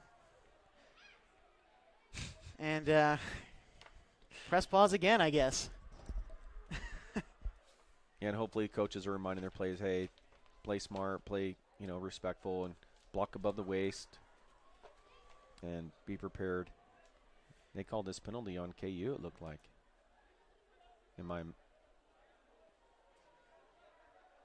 And they're kicking it all the way up at the 30-yard line on the other side of the field. Is that right? Or are they going to redo? So our two unsportsmanlikes, and it's up at the 15-yard line in KU territory, and this is where they're going to kick off. I'm sorry. I've never seen this before. Is that really the case? This can't be real. Can they do a drop kick for a field goal? There's so many questions. I'm not sure. This is the most wild thing. It's a free kick.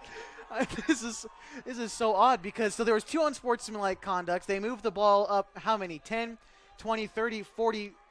There had to be more than. They moved the ball up 45 yards for the kickoff, and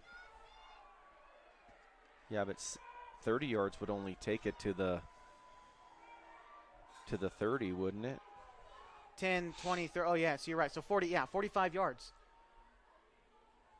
And they're going to kick it off. I don't think that this would count for a field goal. You don't see that happen if it goes through the uprights in the NFL. Well, I don't think you can kick it off the tee for that, but there's certain rules. I don't know what they are, to be honest. This is absolutely wild. If you're not watching the video stream, you definitely should and see what's happening here. With 3:07 left to go, Elmira leads 46-13. They're kicking off from the 15. And they're kicking off from KU's 15. That's just unbelievable. You might want to onside here. Yeah, that would. Yeah, you think? I would think so. But the ball has to get up past 10 yards, right? Which means they'd field it have to be in the inside the 5-yard line. This is wild. Have you ever seen this before? No. This is wild. Is this even in the rule book? I think we're just flying by the seat of our pants. So they're kicking from KU's 15, which means that they've 15 yards until the end. This is wild. I've never seen this before. There was two unsportsmanlike conducts, brings the ball up 45 yards, and the penalty goes against KU on the kick. And what a way to put. Had to be 3 of them. That's 45 yards. And you wonder what the unsportsmanlike is. As the kick goes up, And it's through the uprights. Elmira running off the field. He got the field goal. It's going to be a touchback. KU's going to take it from the 20 or 25-yard line. I've never seen a kick go through the uprights in high school football. I'm speechless. I honestly don't know where to go with this. That was just the most odd thing I think I've ever seen happen on a football field. This would be best where I just don't say anything, Josh. I'm being honest with you. Plead the fifth on this one? Or? I have my things, but I'm just going to hold them in. And it's unfortunate because the game has a really bad ending feel right here, and we just need to get on to the KU's offense and try to get some positive mojo going. KU's held on to the football. They've just turned the ball over on downs 3 times. They've thrown 4 interceptions. It's just not bounced their way, and that's how we find ourselves at 46-13 with 3:07 left to go. We've been at the 3-minute mark for probably close to 7 or 8 minutes now in real time, but finally it looks like the offenses are ready to go. KU's going to take over at the 20. Have you ever seen a team like us? They should have onside kicked. They've lost 5 yards on the kick. They did, yeah. They should have onside. They lost 5 yards on the kick, and they take it over at the 20. 1st and 10 for Klamath Union. 3:07 left to go. And Zeke Pena's back there as well. Taking the handoff for Klamath Union was Julian Navarro, a senior running back. He was on the starting lineup tonight. Probably subbed in and out intermittently tonight as a senior, playing his last home football game. So that he falls forward, a gain of 4, 2nd and 6 on the next play for Klamath Union. And I think Aaron ended up hanging on to it, but they got that tight wing, double wing here.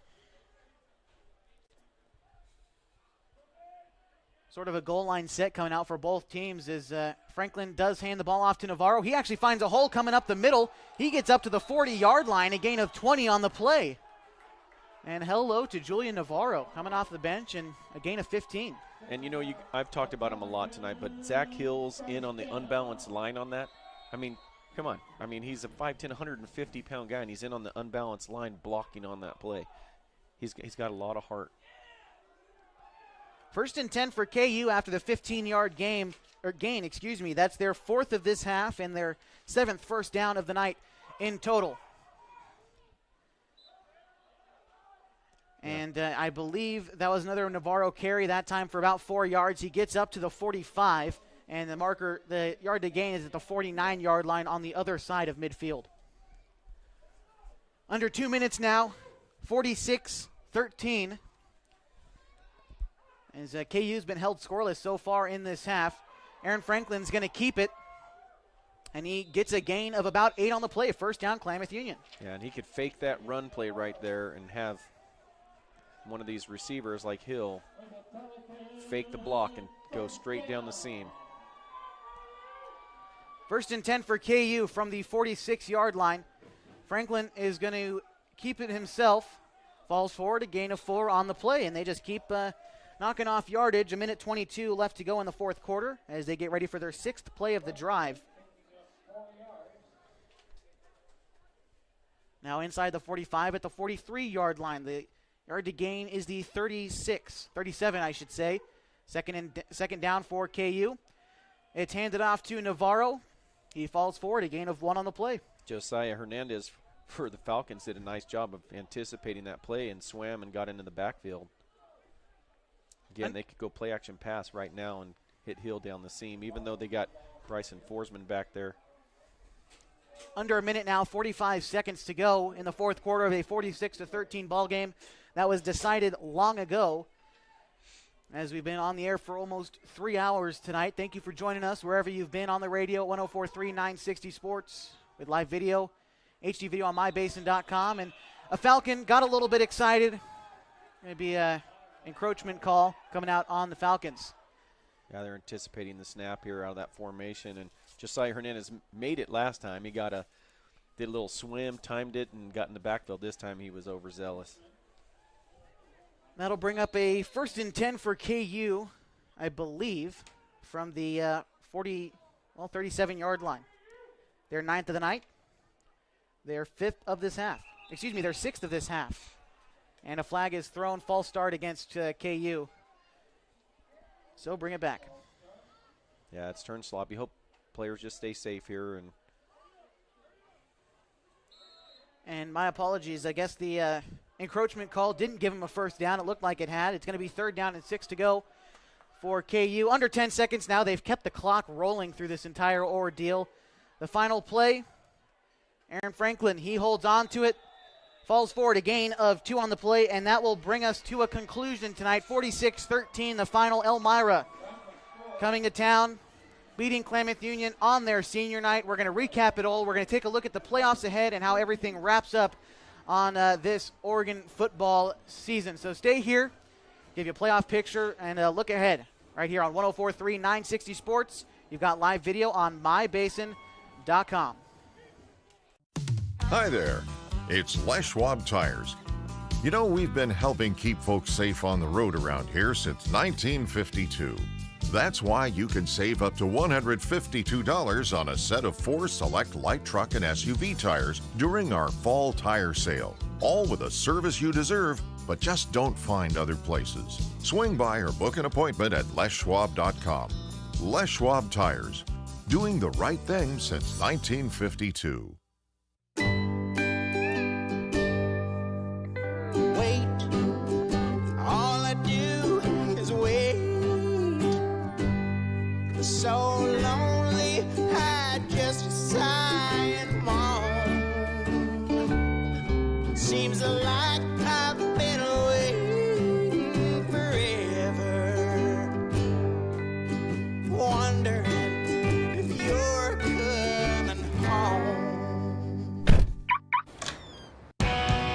I just saw your face. I know you're coming home. I swear there is no place that feels as good as home. And then I heard your voice. I know you're coming home. I know you're coming home. This is where unconditional love and immeasurable happiness reside. This is home. Coltwell Banker, where home begins. So my very fondest memory at an Abby's came in high school after we won a state championship in basketball, a moment we'll never forget. The very first thing we did, celebrated across the street at Abby's. And for us to just enjoy and savor the season and what we accomplished there, and that pizza became synonymous with this championship memory. It was great to have some of those just foundational, traditional spots that we can all go to and enjoy a great time.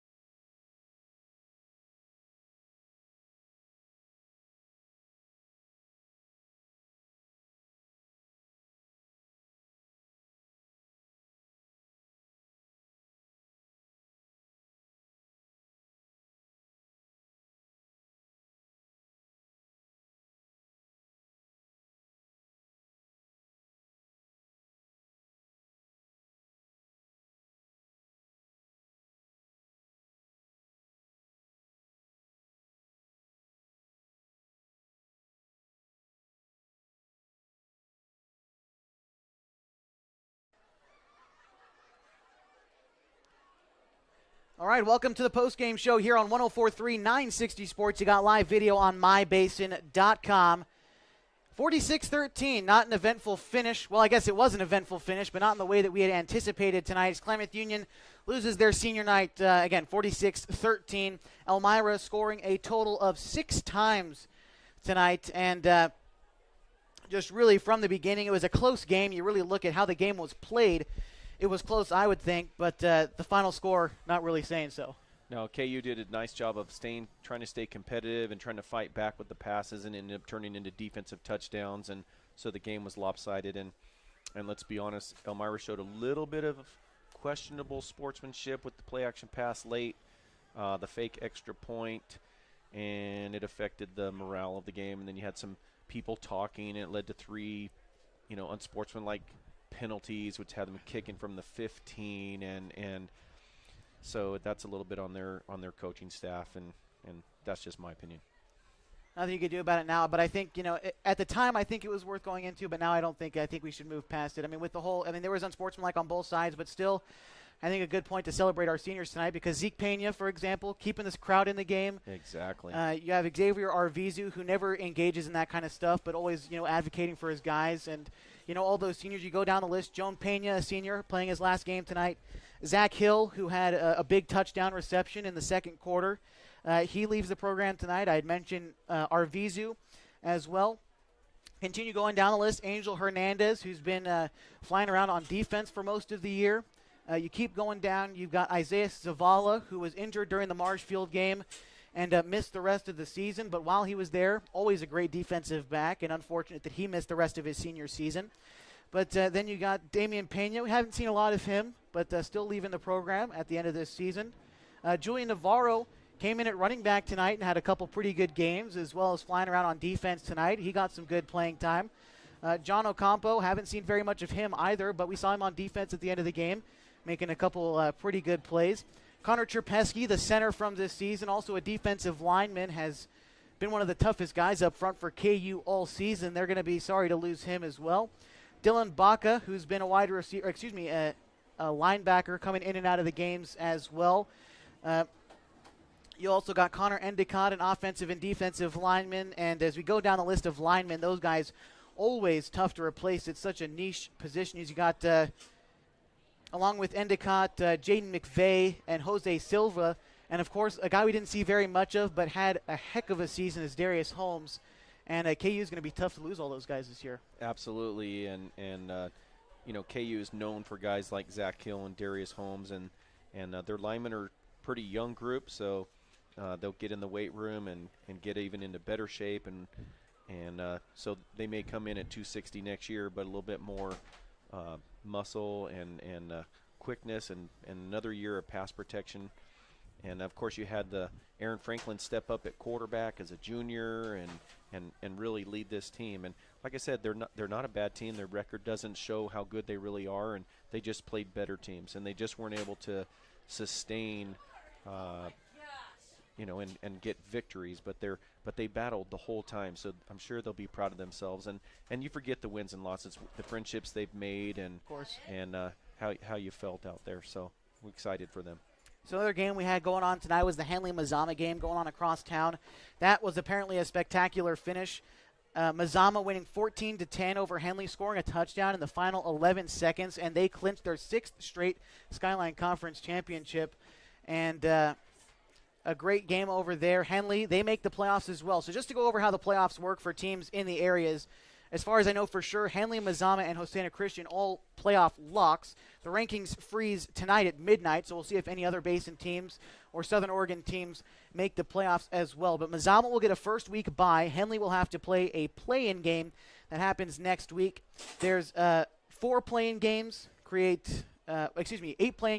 4 teams to be seeded into a 16-team bracket, and they start the week of the 8th and 9th of November. They play all the way up until the championship game, which takes place at Hillsborough Stadium. All the classifications play there, where the Portland State Vikings also play. So still football to look forward to if you're a Basin football fan, for sure. Yes, and if you're one of those leagues where you have a tough 1 and 2, and all of a sudden your 2 has to go on the road, but that's really a number 1, could be a number 1. For sure. That's tough for the team that they come in playing. Well, and just to dissect Henley, I mean, they lost the one game that they can't. I mean, they finished 7-1. Mazama finishes 7-1.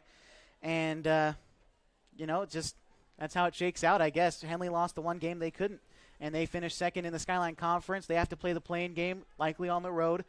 And Mazama gets to get a week of practice and just wait to see who they get to play in the playoffs. Yeah, and you'll see that how many points they scored and how many points they allowed. They're both really good, solid teams, and both coaching staffs have done a great job over there. So coming up tomorrow, we take a quick look at the area, kind of the region, as Oregon plays Washington State. That's the only Pac-12 North school and teams that play besides Stanford and Cal, who play this week as well. But Washington State and Oregon. Washington State's always given Oregon trouble. Be curious to see who wins that game tomorrow from Autzen Stadium. Mention SOU football. They host number 7th ranked College of Idaho tomorrow, and Portland State plays Northern Arizona. Coming up for OIT, staying local, men's basketball plays the Seattle Mountaineers, a semi-professional team, tomorrow at Danny Miles Court. You can tune into our sister station at 92.5 KLAD. That's an FM station. You can hear Bobby Thompson and Mike Garrard on the call for OIT versus the Seattle Mountaineers. Also for OIT, men and women's soccer plays Warner Pacific tomorrow, and cross country will be at the Warrior Invite in Sacramento. And a shout out to head coach Jim Johnston over at Hosanna. Another fantastic season, doing a great job with those kids over there. So that'll do it for us tonight. A 46-13 final here from Modoc Field. Lockwood, you got any parting thoughts? Just great job this year, Josh, and it's been fun. And again, proud of the KU kids. They battled back and saw a lot of great games in the Basin this year. Want to thank all of our sponsors one last time before we head off the air tonight. Of course, you've been listening to the Abbey's Legendary Pizza Game of the Week, brought to you in part by Harbor Isles Tennis and Fitness Club, Coldwell Banker, Holman Premier Realty, and by Les Schwab Tires. Again, before we head off the air, I want to extend a thank you to Coach Tom Smith of the Klamath Union Pelicans for letting us cover his team all season, cooperating with all of us media people, getting in the way at his practices, was always welcoming, excited to talk to me at all of his practice. So thanks to Coach Tom Smith, his entire coaching staff. Also, Klamath Union Athletic Director Scott Mason for cleaning the windows last week, giving us a nice cushy setup up in the press box here at Klamath Union. And excited for basketball season moving forward with Scott Mason, the Klamath Union Athletic Director. Would also finally like to wish a safe trip home for Justin Peeler and all of his coaching staff of Elmira. And that does it for us. 46-13, the final. For Jim Lockwood here with me tonight, and Cale Harms, as well as my director throughout the entire season, Rob Sims, and Scott Hoffman back at the studio for helping me get set up each and every week. I'm Josh Eldridge. Have a good night from Klamath Union High School. It's wrestling season, Josh.